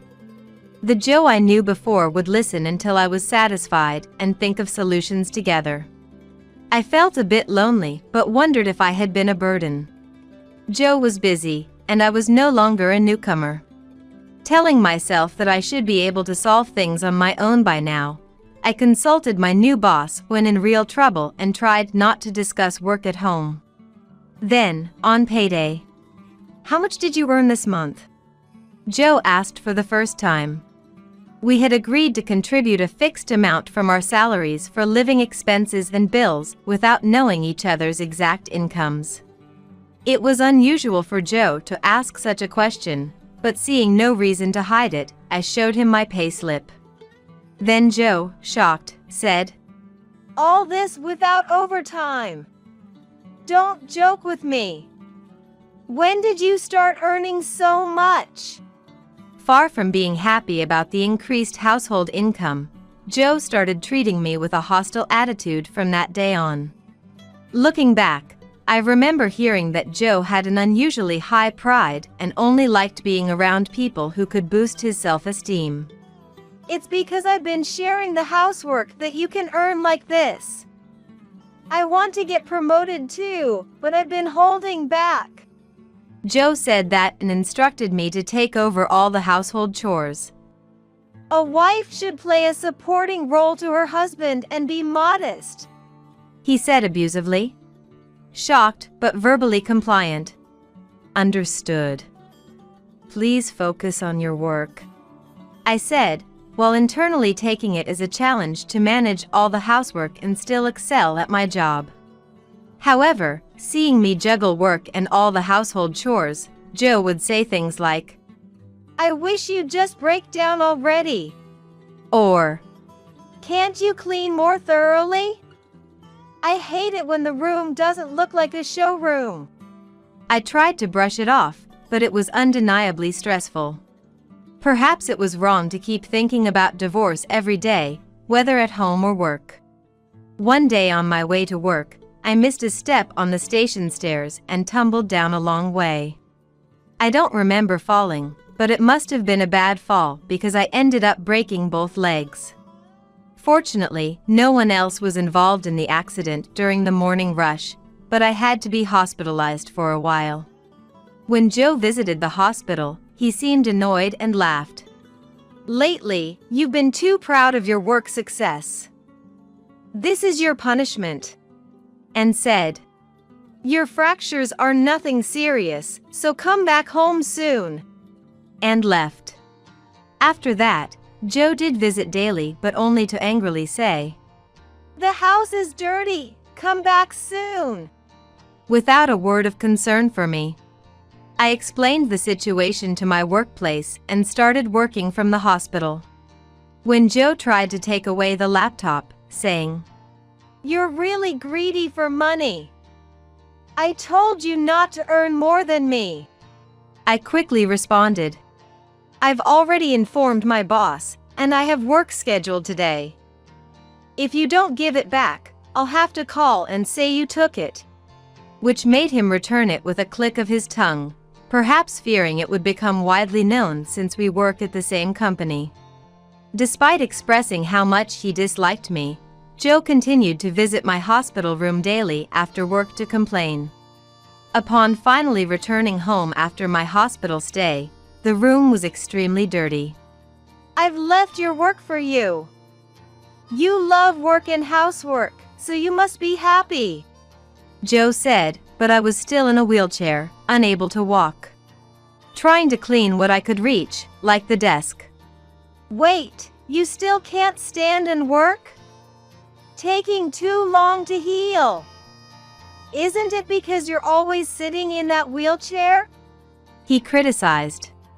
I wanted to divorce him right there and then, but I couldn't move properly until my legs healed. I couldn't tell the hospital, where I had planned to have Joe take care of me post-divorce, that I wanted to be readmitted, so I endured until I fully recovered, thinking it was just a matter of patience. I told myself that overcoming this would make me stronger, and I'd divorce Joe, living each day without consulting anyone. One day, Joe's attitude changed completely. How about we go see a movie? There's something I want to see, he suggested. Though I felt a bit happy, the change was so drastic that it felt odd, so I replied, It's unusual for you to suggest that. I still have chores to do, so feel free to go by yourself. But Joe said, Actually, my boss found out about my behavior and your situation and gave me an earful. I've been a burden till now, so I want us to go together. We haven't been out recently, and I want Isabella to take a break as a token of my gratitude. Then he asked, What else needs to be done? And took care of everything. It had been a while since we went out together. Though I was suspicious, Joe tends to change his attitude quickly if someone in a position of authority speaks to him. If his boss had spoken to him, maybe he truly wanted to change. With that thought, I felt slightly happy, and given how tense I'd been every day, I decided to indulge in the break and agreed to go out. He helped me into the car, and we started our drive. The cinema was relatively close, so I didn't think it would be too much of a burden for him to drive, but we kept moving away from the direction of the cinema I knew. Curiously, I asked, Isn't the cinema in that direction? Joe replied with a smile. The local cinema wouldn't feel special, right? I thought we'd go to a bigger one today. Feeling reassured, I let Joe take the lead and soon fell asleep in the car, tired from the daily grind. We're here. Joe's voice woke me up, and we were at a deserted river, with no cinema in sight. Confused, I asked, "What's going on?" Joe said, "The weather's nice, how about we take a commemorative photo?" And grabbed my arm tightly, trying to pull me out of the car. Suddenly frightened, I resisted, but with my legs being weak and the strength of a man being overwhelming, I was forcibly dragged out. Without being put back in my wheelchair, the pain of dragging my legs made me groan. He dragged me near a bridge, gripping my legs as if to lift me, and I felt a fear like never before. "Stop!" I involuntarily screamed, but with no one around to help, I felt nothing but despair at the thought of being thrown off. Then Joe, checking to make sure no one was around and annoyed, said, "Damn it! Don't make a noise! It'll be trouble if someone calls the cops," and forcefully pushed me into the river. It happened in an instant. Unlike in dramas, I didn't see the face of the person pushing me or my life flash before my eyes. I just fell into the river. In an instant, not understanding what had happened, I looked up from the river, desperately asking for help from Joe while angry, but he said, "Better swim fast or you'll drown. Don't be mad just because you fell into the river. Maybe you need a little hardship, huh?" And then he tried to leave. I pleaded, "Please help me. I'll do anything you say from now on." Even though I didn't mean it, I thought it was the only way to be saved. Still, Joe said, "You're healed, right? Swim back home," and laughed, then left without trying to help, drove away in his car. Desperately wanting to live, I managed to grab onto a floating log, struggling with the pain in my legs and my inability to move properly, let alone my poor swimming skills, teetering between life and death. If no one came to help. Just then, "Are you okay? Hold on, I'm coming to help you." a man hurried from the shore. A man with a large empty plastic bottle swam to me, gave it to me for buoyancy, and then pulled me to shore, saving me. After being urgently transported, Thank you, really, thank you so much. I said to the man, crying from gratitude, "No problem at all. My name is Brian. I was fishing a bit away and saw a woman being forcibly taken out of a car. I was shocked and sorry I couldn't reach you before you got wet." He replied. Despite everything happening so quickly, from being pulled out of the car to being pushed into the river, I was grateful for his help. Not at all. You saved my life. I expressed my thanks. After sharing with Brian and the doctor about Joe's usual behavior at home and what happened this time, both were outraged and immediately reported it. The next day, to witness Joe's arrest, Brian and I went home together. I was still not fully healed, so I was in a wheelchair. The police were waiting for Joe as he returned home from work.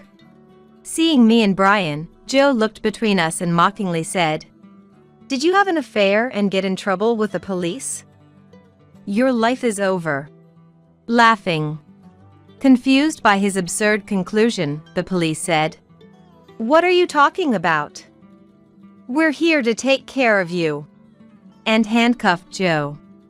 Joe, yelling, said, "What did I do? Who is this guy? Explain!" trying to grab me even as the police restrained him. Astonished, I said, "Did you forget what you did to me? Dragging me out of the car and pushing me into the river? That's a crime, isn't it?" Looking straight into Joe's eyes. "But you're alive, so I don't see why I'd be arrested," Joe retorted nonsensically. Being alive doesn't justify anything. Joe didn't apologize for anything he had done. Far from it, He insisted he was not at fault, and to me, he no longer seemed like a husband but something devoid of human compassion. The act of throwing someone into the river, given the real possibility of death resulting from it, is considered attempted murder. The police explained carefully. Joe had heard of fractures but never experienced one himself. Many around him had suffered fractures and seemed to live normally, so Joe perceived it as a minor injury. I thought fractures healed quickly, and given Isabella's resilience, I assumed she'd easily climb out of the river unharmed. Joe argued, claiming his arrest was an overreaction. He also assumed my absence from home was due to my reluctance to do housework, maintaining his innocence. Then, Brian, who had been silent till now. All I've heard is you justifying your actions. It seems you're not concerned about Isabella's injuries. From what I witnessed, your indifference is unbelievable. He spoke up. Joe scoffed. You claim to have seen the scene, but there was no one there, was there? Do you have proof you were present? To which Brian countered, showing Joe a video. There's plenty of evidence. Though taken from a distance, it clearly captured Joe dropping me into the river. When I arrived, Isabella was nearly drowning, teetering on the edge of life and death. You wouldn't have seen, having left after dropping her. It's hard to tell from above, but the current was strong. Brian continued. From the bridge, it might have seemed deserted, but the shore had people like me fishing, or couples jogging, surprisingly many witnesses. They all provided evidence for Isabella. Brian proudly showed Joe the videos. Joe's face visibly paled as if in a cartoon. This was taken by another couple. As someone with a loved one, I find this unforgivable. They insisted you must pay for your actions. Brian silenced Joe. Frustrated and unable to retort, Joe could only glare at us. Seeing him, I said, "Showing this in court will certainly demonstrate the malice in your actions." Finally conceding. I'm sorry. Joe apologized. He pleaded, "Please, I have a job. Spare me the arrest and the trial." But I realized his apology was only out of fear of his company finding out. Unforgiven, we proceeded to trial. Upon hearing of the trial, Joe protested.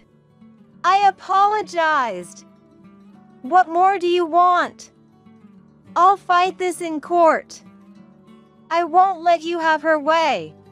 His outcry didn't deter me. I was determined to see the trial through. With decisive evidence in hand and Brian's support, I was able to calmly face Joe to the end.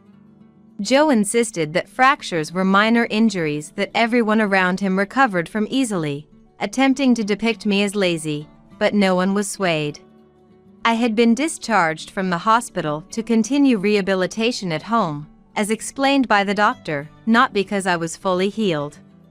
Joe's attempt to diagnose me without medical expertise only garnered sympathy for me from everyone present.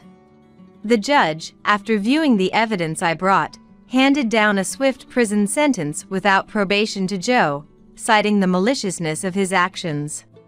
Even after the verdict, Joe refused to give up. The judge and police are all deceived. Is she even really fractured? If so, her suffering seems like an act. And stop this nonsense and just obey me like before. What happened to you, Isabella? He ranted. To which I quietly responded. The one who is wrong here is you. Joe's continued slander worsened the judge's impression, extending his sentence, as he inflicted more pain upon himself through his actions. Finally, everything ended, and I was free from Joe through divorce. Feeling both exhausted and relieved. The more I put effort into my work, the more Joe used to get angry in the past. But now, I can focus entirely on what I want. It's as if Joe never existed. I concentrate on what's in front of me and steadily build my career. Fortunately, my workplace had no one who undermined others' character. And the depressive state Joe's attitude had induced in me gradually improved, allowing me to reclaim my former self. I also moved out of the cramped house I had lived in, enjoying a more elegant lifestyle, managing household chores and indulging in my interests as if reclaiming my lost time. Life is good now. Maybe marriage isn't for me for a while, I mused, noticing Brian looking at me sadly. The person I am today exists thanks to Brian, who saved me when I was drowning in the river. He was there for me, exhausted in both body and mind, after the trial ended and the divorce was finalized. He accompanied me during my hospital stay and my first trial, which is why I desperately wanted to express my gratitude by inviting him out for a meal on my treat today. Yet, considering Brian's busy daily schedule, I felt it wouldn't be right to invite him out too frequently, so I decided this would be a one-time gesture.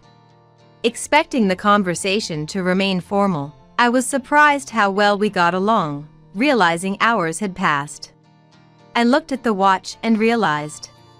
Sorry for taking up your valuable time. Let's call it a day. I had fun. Thank you, I said, preparing to leave, but Brian asked, "Can I invite you out again sometime?" With a smile. Relieved he had enjoyed himself, we parted ways. Following Brian's invitation, we grew closer through multiple meetings, eventually dating and, surprisingly, marrying. Despite my initial apprehensions about a second marriage, Brian proved to be the ideal partner, supporting my career without jealousy or interference, enhancing my performance. Our relationship, built on mutual respect, allowed us to lead vibrant lives. Brian's hobby of fishing became a shared interest, helping me overcome my trauma of nearly drowning. Thanks to Brian's kindness, I've been able to live freely and happily.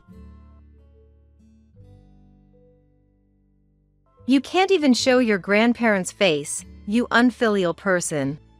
With that, my sister looked at me triumphantly.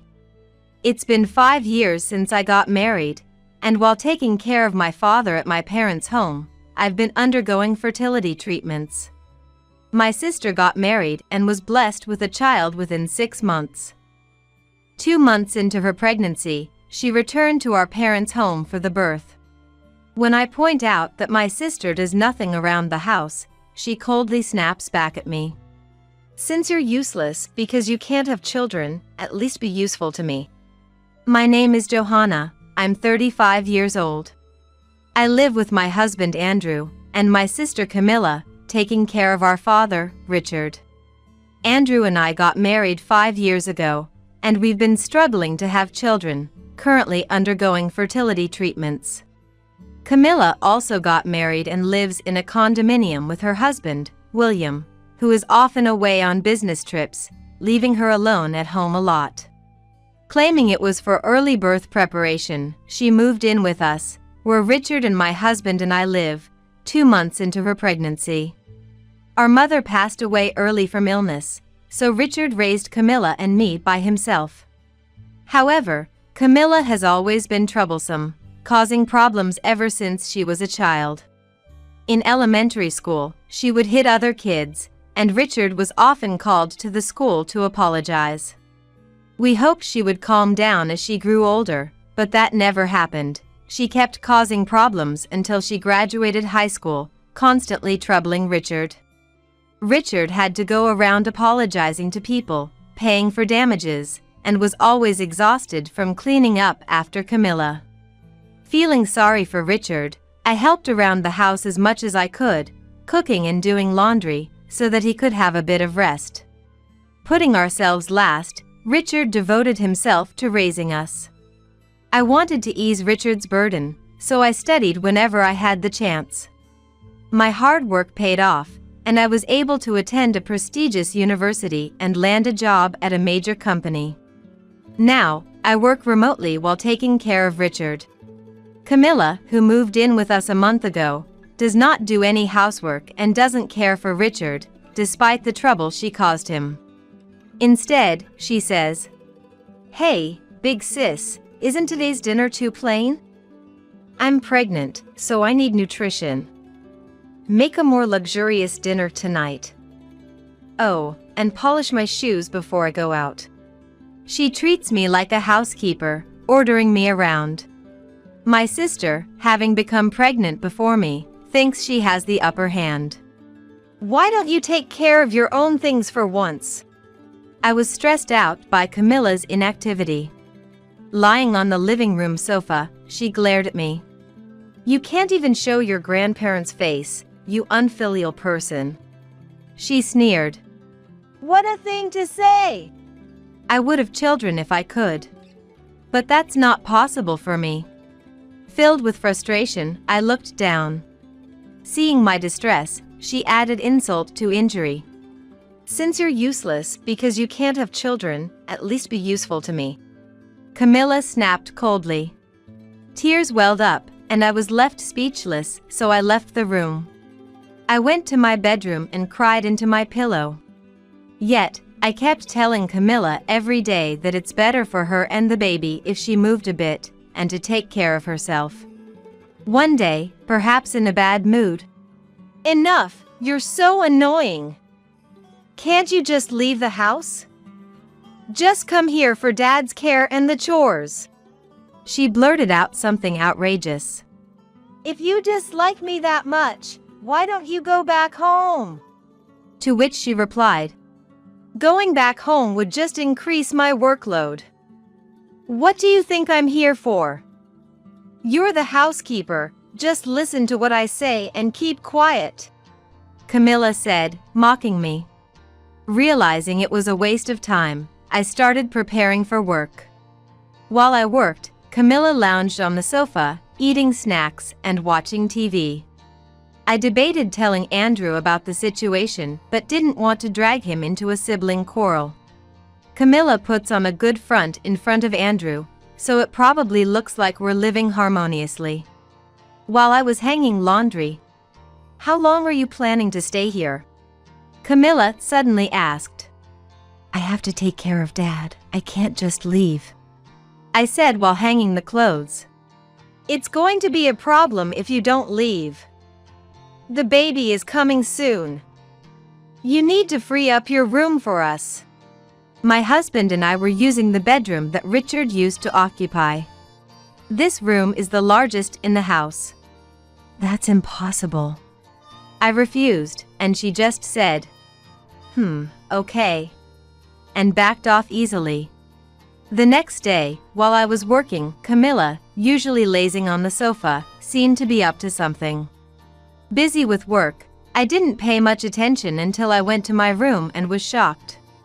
The long-running manga I had collected since childhood, and the accessories and clothes I bought as a reward for myself upon employment, were all gone.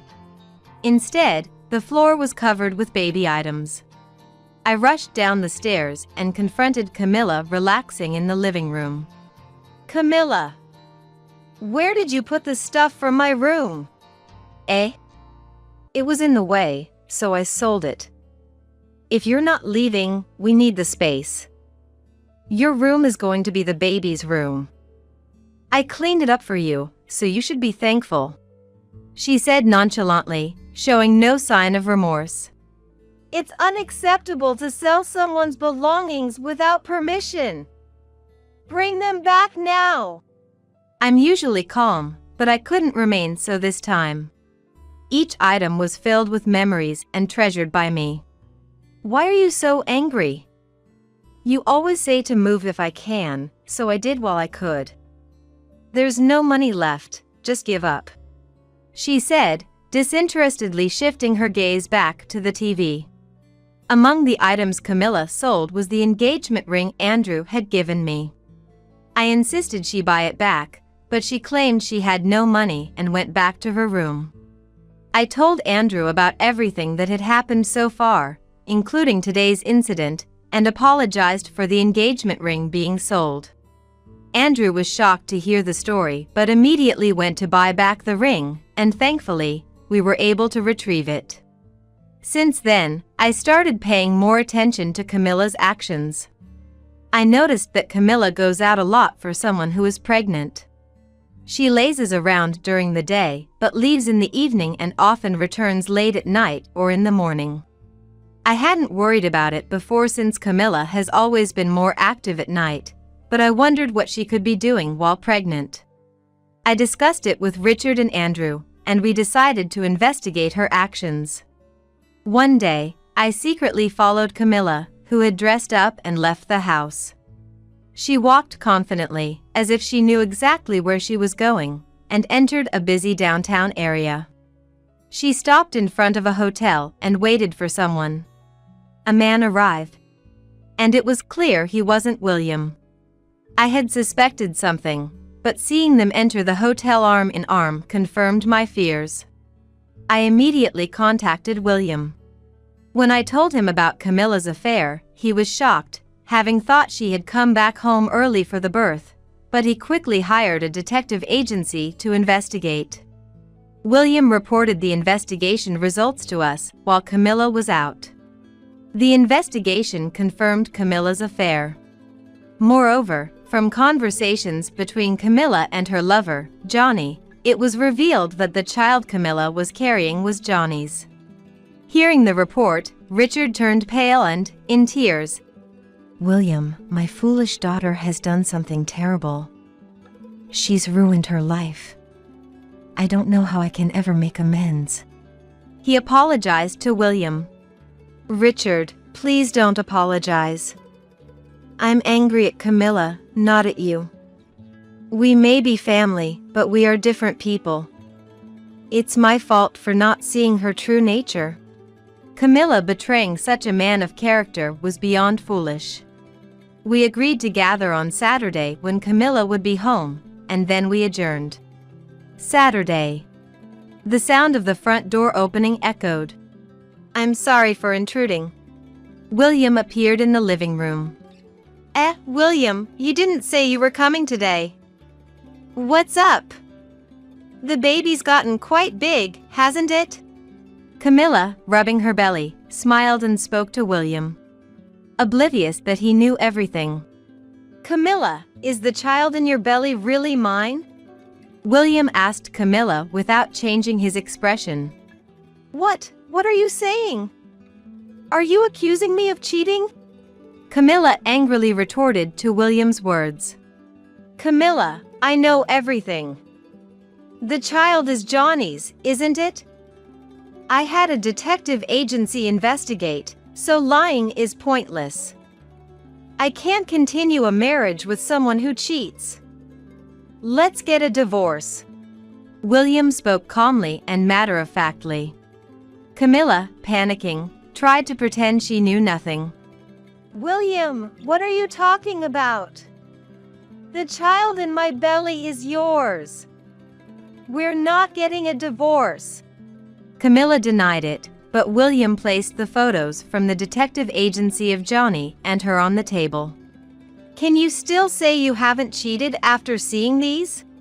Camilla looked shocked at the photos, but claimed, It's not what it looks like. He was just giving me advice.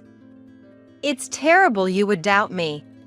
There's no need for hotel meetings for advice, I retorted, frustrated by Camilla's refusal to admit her affair. So, how do you explain this?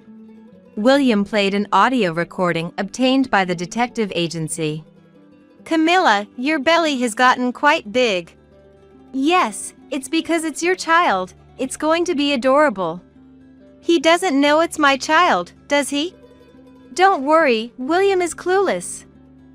I married him for his money anyway. I want to raise your child without any financial troubles, so it had to be someone wealthy. William stopped the recording there. Too bad I found out, he said. Camilla's face turned pale. Upon hearing the audio for the first time, Richard, with his face flushed red and shaking with anger. Camilla, do you not have a conscience?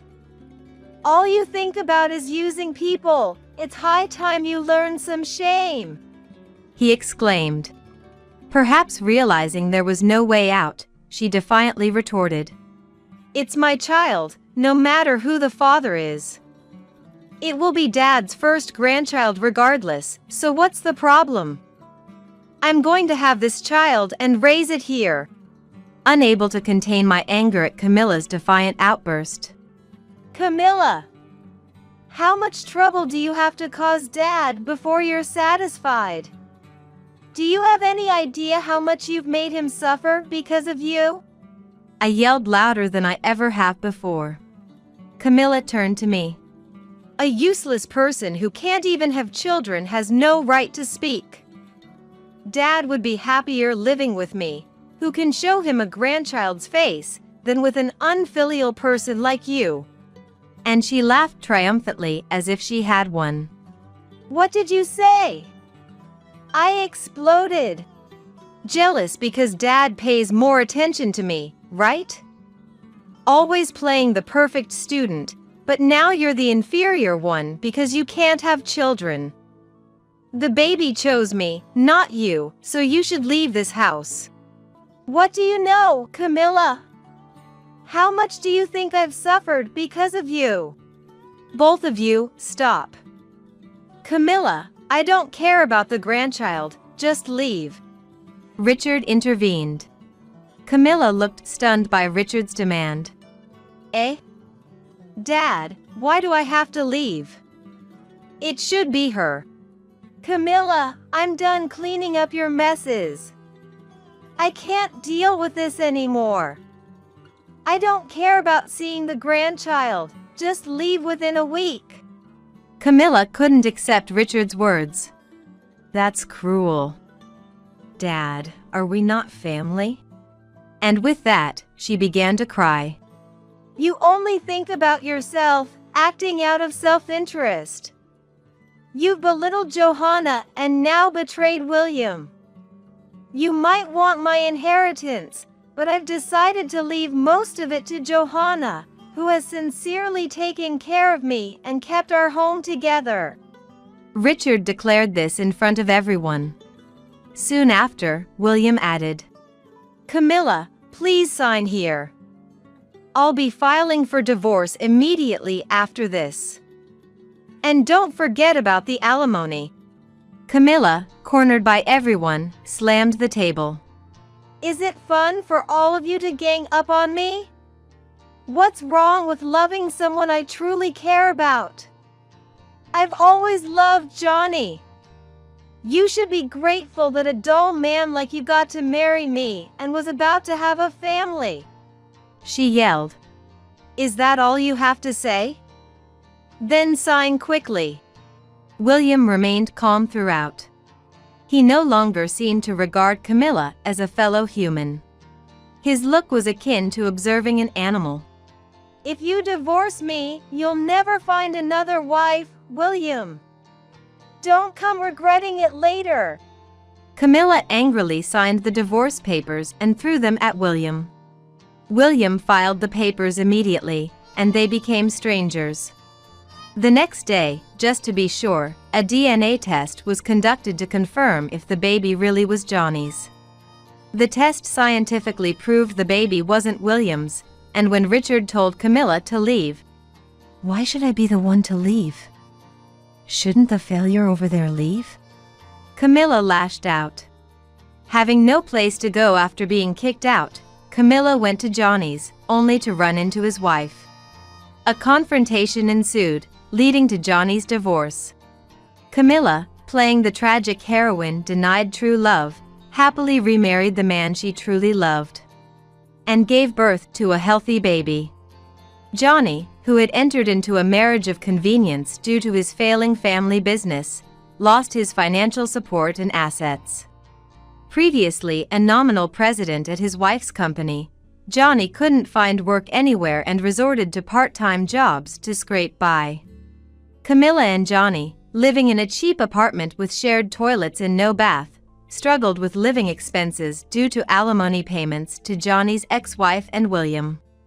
Constant financial stress led to frequent arguments, and despite wanting a divorce, neither could afford to leave, resulting in a loveless marriage.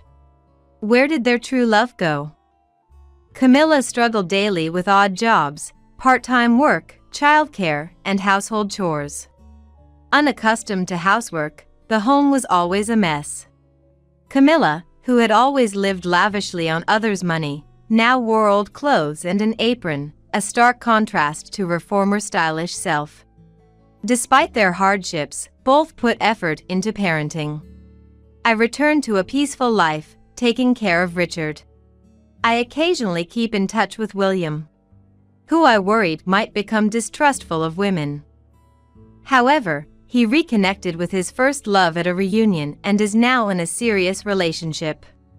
The day William told me he had a girlfriend, I received another piece of joyful news. Our continued fertility treatments were successful, and we were expecting a child. Actually, twins. We shared the news with Richard, and now the three of us eagerly await the arrival of our babies. Stop leeching off me, you useless thing. For over 20 years, I believed I had devoted myself to my husband, Thomas. Yet, this is what Thomas really thought of me. I wasn't leeching off him. I was merely devoted to him. But I can't put these thoughts into words. As my strength drains away, Thomas continues. Now that Richard is a working adult, you've got no reason to leech off me, right? But... quiet.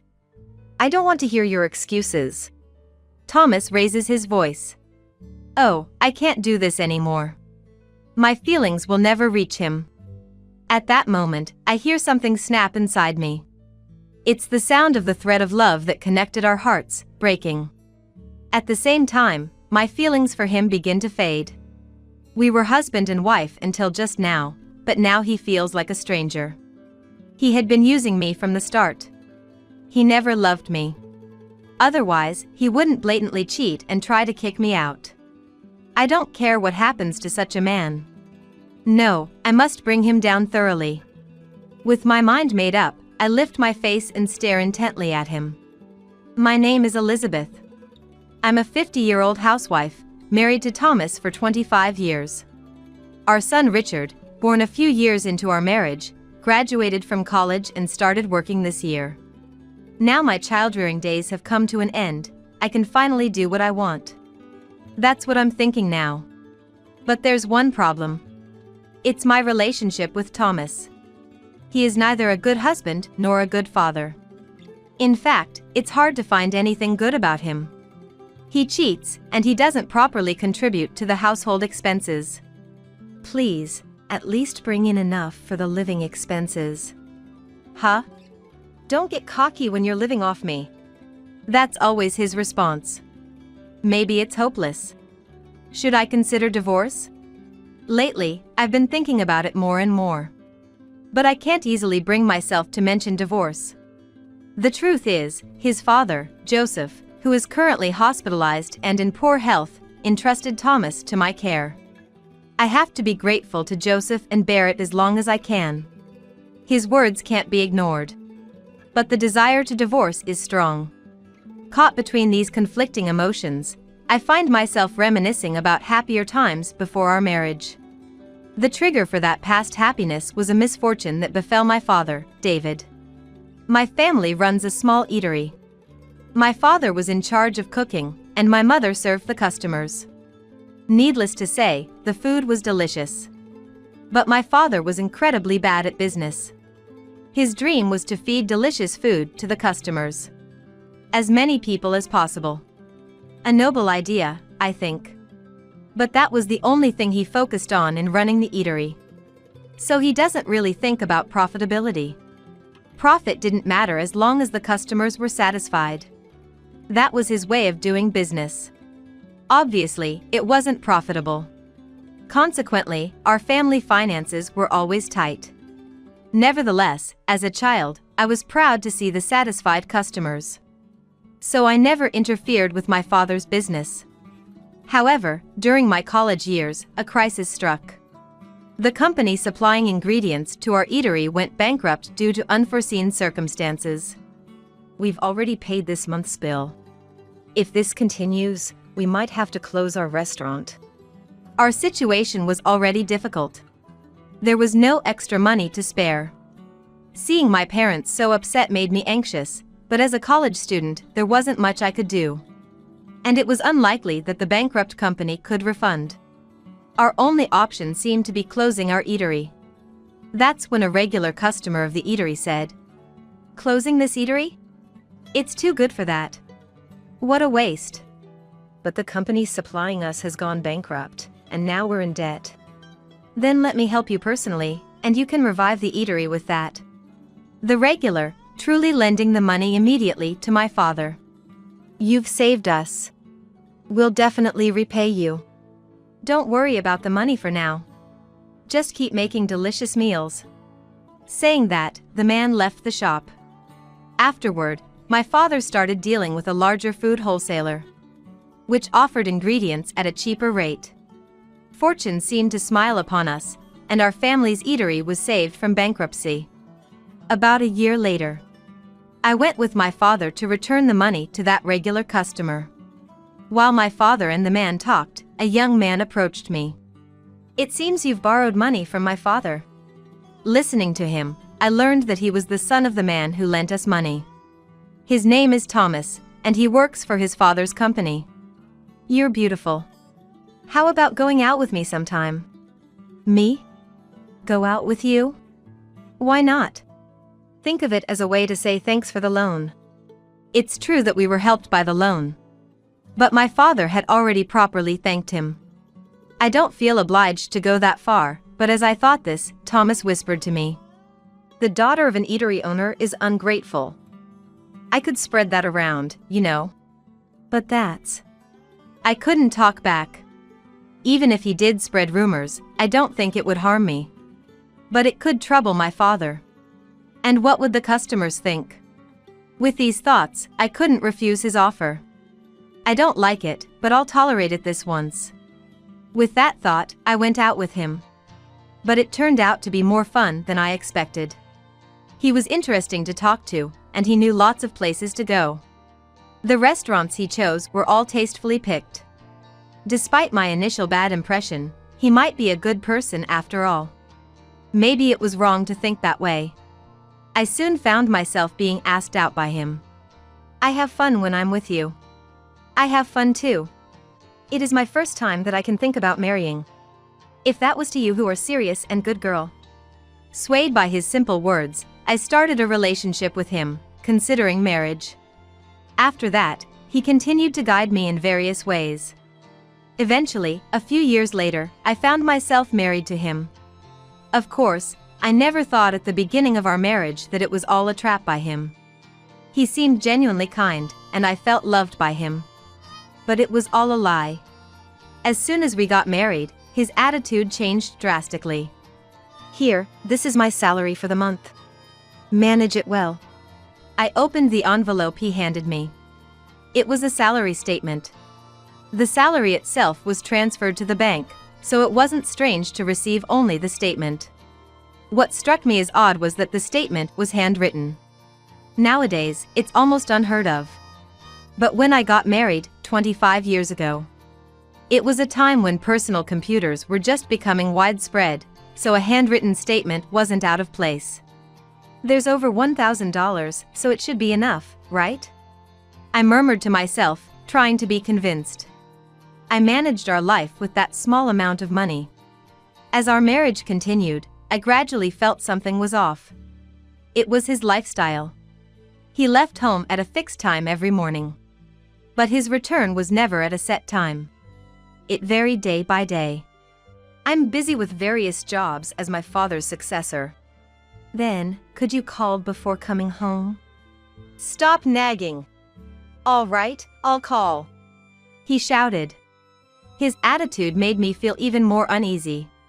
Maybe he's out playing around. Perhaps he even has an affair. I had these thoughts, but I was too scared of his shouting to confront him. In the end, I couldn't say anything, despite my doubts about his behavior. Eventually, our son Richard was born. I thought maybe he'd change a bit with a child. But he remained the same.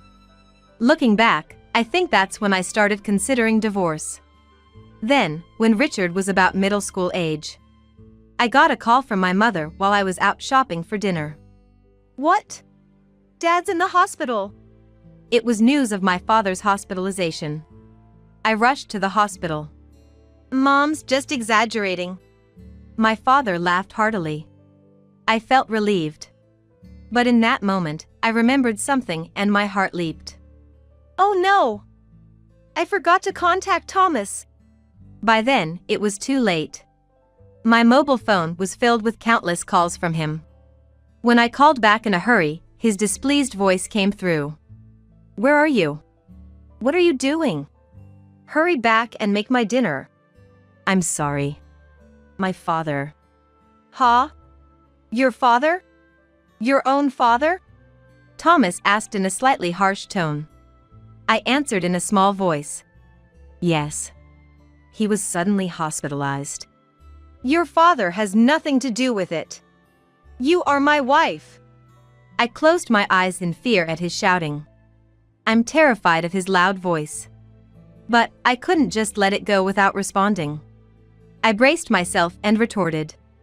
Isn't it natural to worry about one's father? That should be okay, right? Shut up. Don't talk back to me. No, I will say this. You would rush to your own father's side, wouldn't you? When I asked this, he suddenly fell silent. Putting himself in my shoes must have struck a chord. I thought so, but his reply was beyond my imagination. Huh? Even if my father was hospitalized, I'd ignore it. After all, I wouldn't be troubled if he wasn't around. I was speechless. This has to be a lie. That's what I thought, but I couldn't deny it. After much hesitation, I had said this to him. I'm not like you. Sorry, but eat out tonight. That was all I could say, my maximum effort. I hung up the phone, still in a daze. Since that incident, I truly couldn't believe him anymore. It was then that I finally realized that the happy times before our marriage were all an illusion. Ah, I see. He wanted a housekeeper, not a wife. Saying it out loud made me sad. But I couldn't just stay sad. That's right. If I'm going to divorce, I need to prepare. I started to prepare for the divorce. And then, a few years passed. This time, Thomas's father, Joseph, was hospitalized. And his condition was quite serious. He might not be able to leave the hospital, the doctor had said. I relayed Joseph's condition to Thomas. But Thomas remained unbothered. Does it mean it'll cost money? It's not the time to worry about money, don't you understand? I get it. I'll talk to my brother. Thomas contacted his brother James. James is married but doesn't have children. So Thomas suggested to James that he might be able to bear the hospital expenses. Can you pay for it? We have Richard and Elizabeth, and it's tough for us. He spoke as if it was someone else's problem. It reminded me of the time my father was hospitalized. It seemed he really didn't care about Joseph. I couldn't take it anymore. Enough. I'll figure something out and pay for Joseph's hospital bills. Don't forget what you just said, Thomas shouted. I nodded firmly. In the end, my words triggered us taking on the burden of Joseph's hospital expenses. Also, due to his illness, Joseph stepped down from his position as the president. And Thomas took over as the president. Regardless, Thomas didn't like that I had spoken up. Since then, he blatantly stopped coming home. Even when discussing Richard's future plans. Thomas ignored my calls and didn't return home. Dad's not coming home again today. I'm sorry, Richard. I'm causing you trouble. It's okay, I don't care about Dad. But I want to go to a university in Boston. That's right. Don't worry about the tuition, I'll manage it somehow. Soon after, Richard's enrollment in a Boston university was confirmed. Naturally, Thomas didn't see Richard off. Once Richard moved to Boston, the house suddenly became quiet. By then, Thomas was only coming home about once a week. There's also Joseph's hospital fees. Could you transfer a bit more? Huh? I've already transferred over half of my salary. It should be enough for you alone.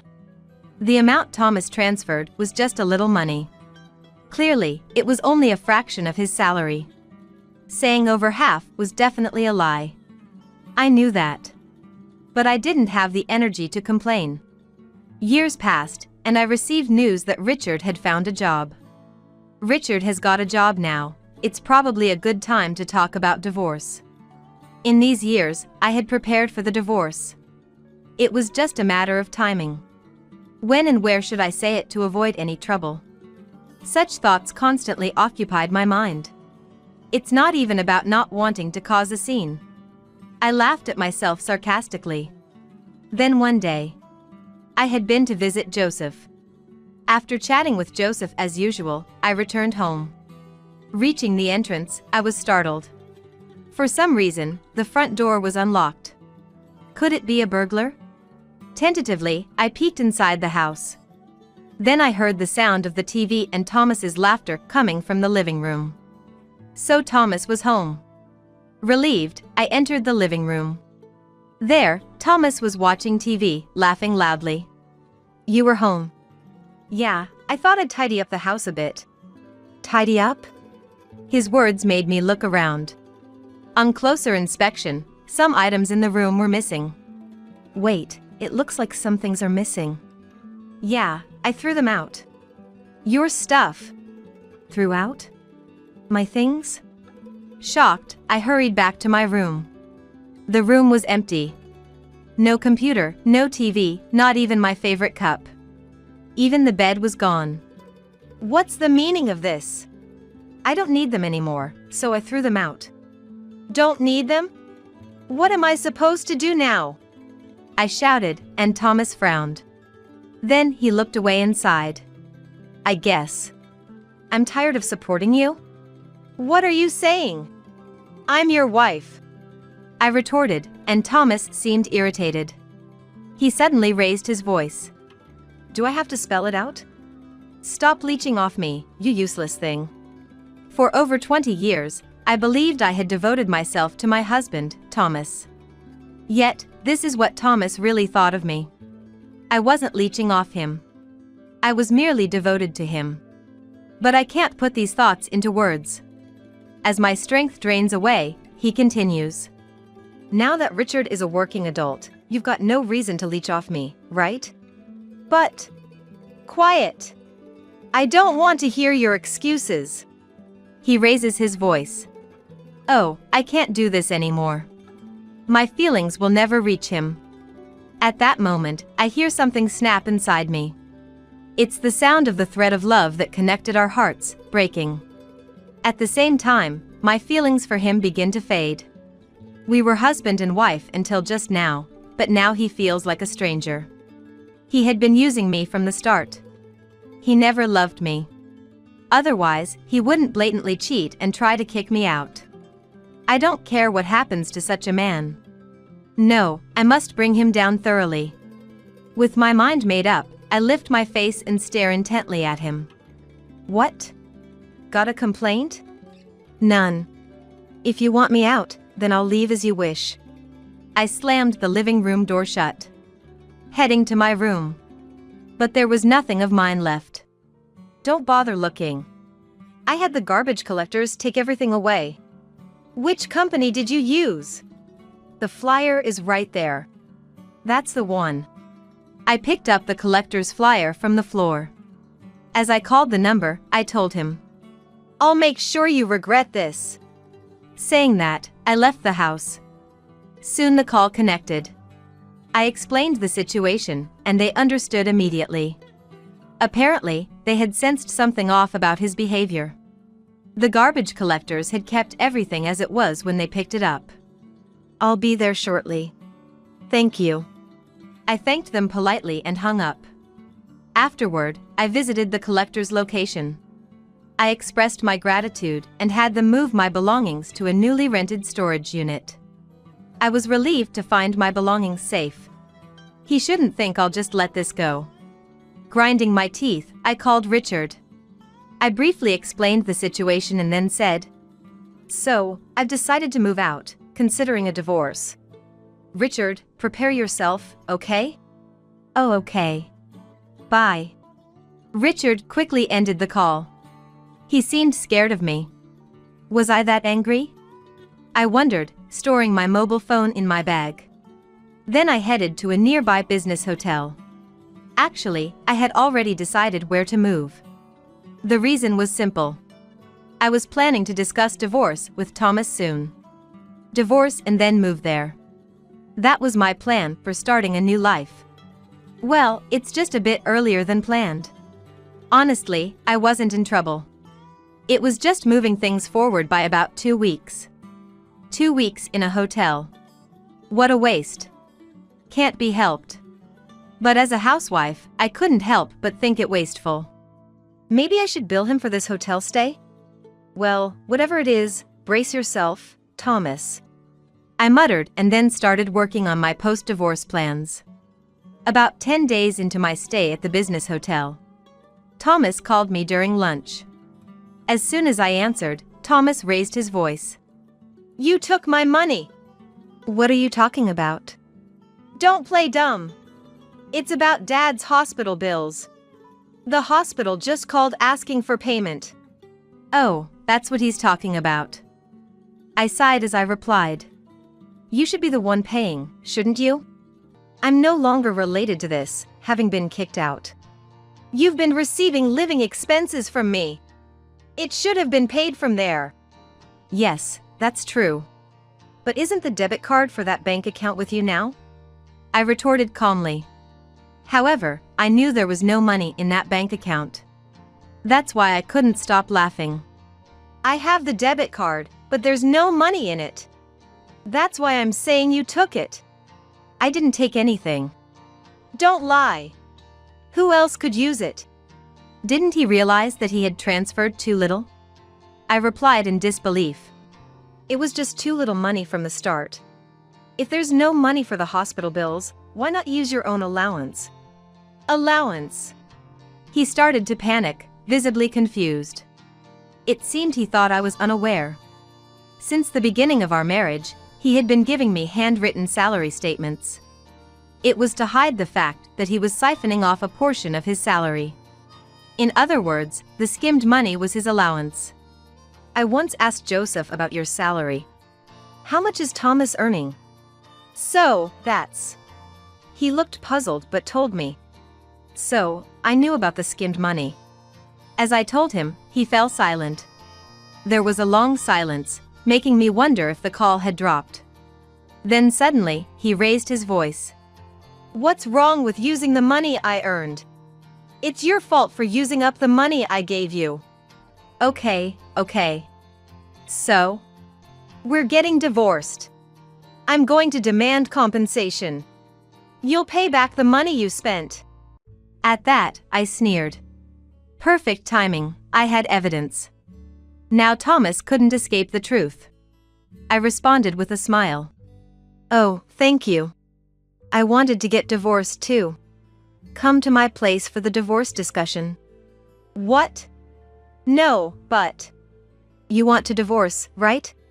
I've prepared evidence of your affair and am waiting. Though I couldn't see him, his voice sounded strained. Evidence of an affair? What are you talking about? No use pretending. I have the evidence photos. Evidence photos? I could almost see him getting pale. Suppressing my laughter, I continued. Then, I'll give you the address. Let's meet next Sunday to discuss in detail. I gave him the address of a certain location and quickly ended the call. I had successfully set up the divorce confrontation. Now, if only I could make him apologize. Honestly, that would be the trickiest part. I steeled myself for the upcoming meeting. On the promised Sunday. I was already at the meeting place before the scheduled time. I wondered when he would arrive. Looking around, I spotted Thomas in the corner of my eye. Over here! I waved and called out. He looked up, surprised. Here? Yes. Didn't I give you the address? But, this place, whose mansion is it? Thomas looked behind me. There stood a mansion worth about $1 million. Much larger than a normal house, with a garden. A 3-story building with a basement and a theater room. Luxury cars parked in the built-in garage. Pointing at the mansion, I said with a smile. This is my house. It's newly built, so it's beautiful, right? Your house? Yes. I thought I'd live here after the divorce, so I started building it a while ago. Yes, the place I had called him to was my newly built house. Thomas, thinking of me as just a housewife, was understandably shocked. Pushing him from the back, I led him into the house. I guided him to the living room. Let's start our discussion. This is my lawyer. I introduced my waiting lawyer. But Thomas was too distracted. Restless, his gaze never settled. He kept looking around, not even trying to see the evidence photos of his affair on the table. Also, he didn't respond when spoken to. Frankly, the discussion was unproductive. Eventually, he asked in a quiet mutter. How did you afford this house? While thinking, is that what you're curious about? I answered. I just bought it, normally. Liar! A housewife can't afford to buy a house.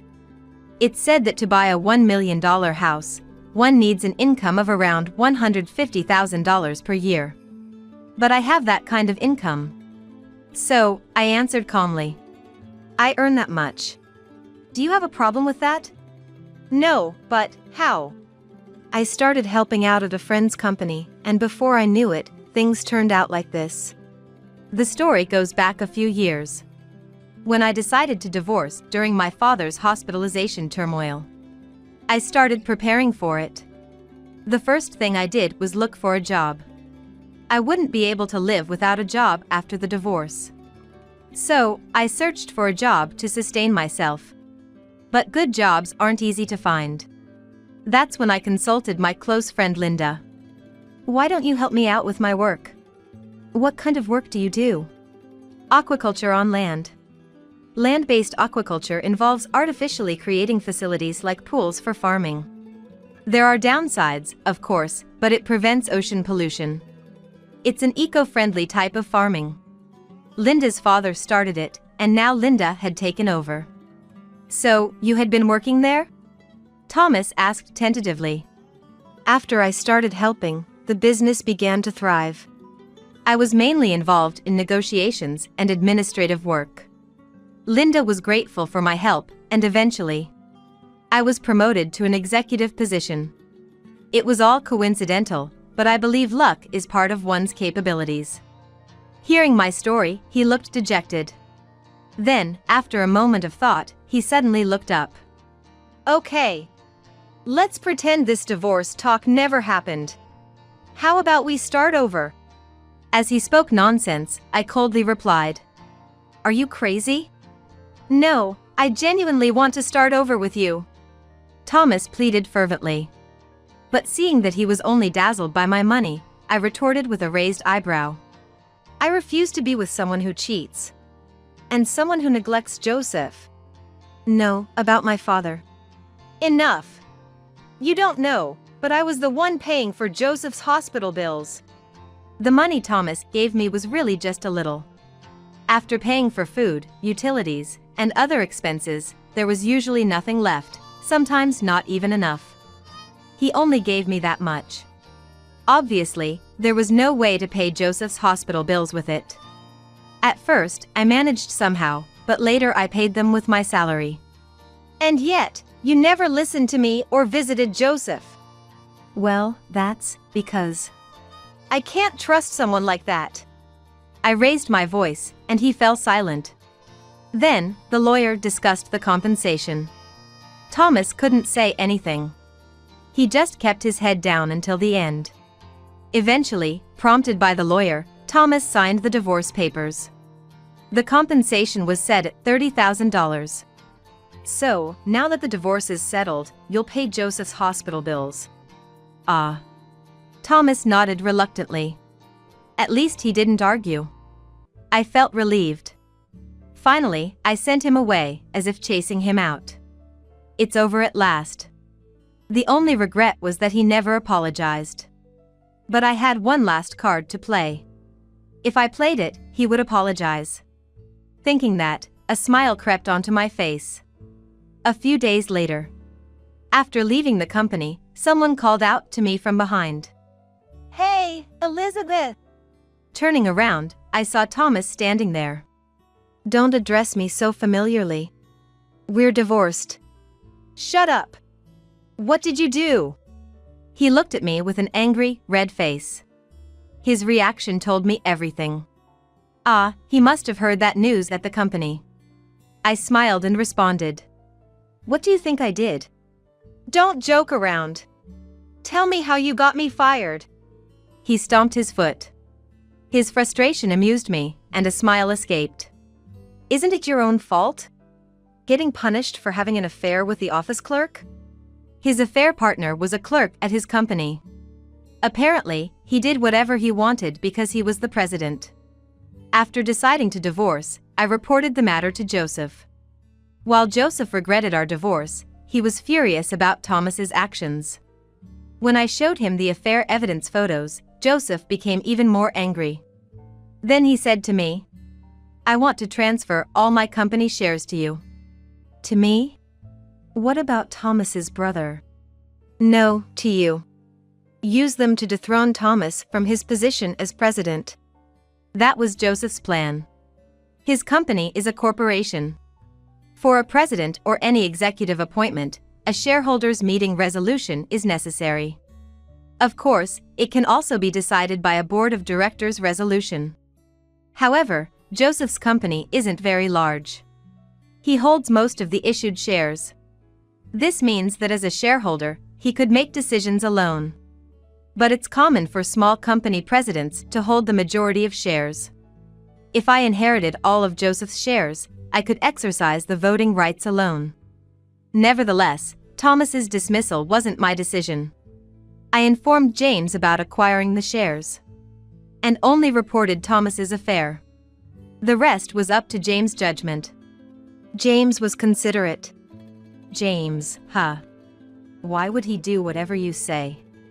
It's not about following my orders. It's about doing what's best for the company. As I said this, Thomas collapsed on the spot. Then, he began to mutter apologies. I was wrong. I'm sorry, please forgive me. I won't. If things stay this way, I'll have no job and be left destitute. That's not my concern. It's all his responsibility. I won't forgive you even if you apologize. Please! Forgive me! I'm begging you! He apologized profoundly right there. I turned my back. Sorry, but there's nothing I can do. Why not? If you own the shares. I sold them to James and his wife. I don't want anything to do with you anymore. At that moment, I heard his sobbing. Of course, I pretended not to hear and walked away. After his dismissal as president, Thomas had to leave the company. He might have stayed if he had been an employee or a working director. But Thomas was arrogant, having joined the company through Joseph's referral. I refused to be an employee. He even said that. So, when he was dismissed, he was kicked out immediately. Now he's working a part-time job at a grocery store, but re-employment at his age is difficult. He's likely to spend his old age in regret and without money. As for me, being divorced allowed me to focus more on my work. There's no talk of remarriage, but I have a few male colleagues. Spring might come again for me. I was thinking about this when Richard called. I'll bring my girlfriend over sometime. That's great. I'm looking forward to it. I failed in marriage, but I don't want Richard to. But I'm sure he'll be fine. Richard is much more sensible than me.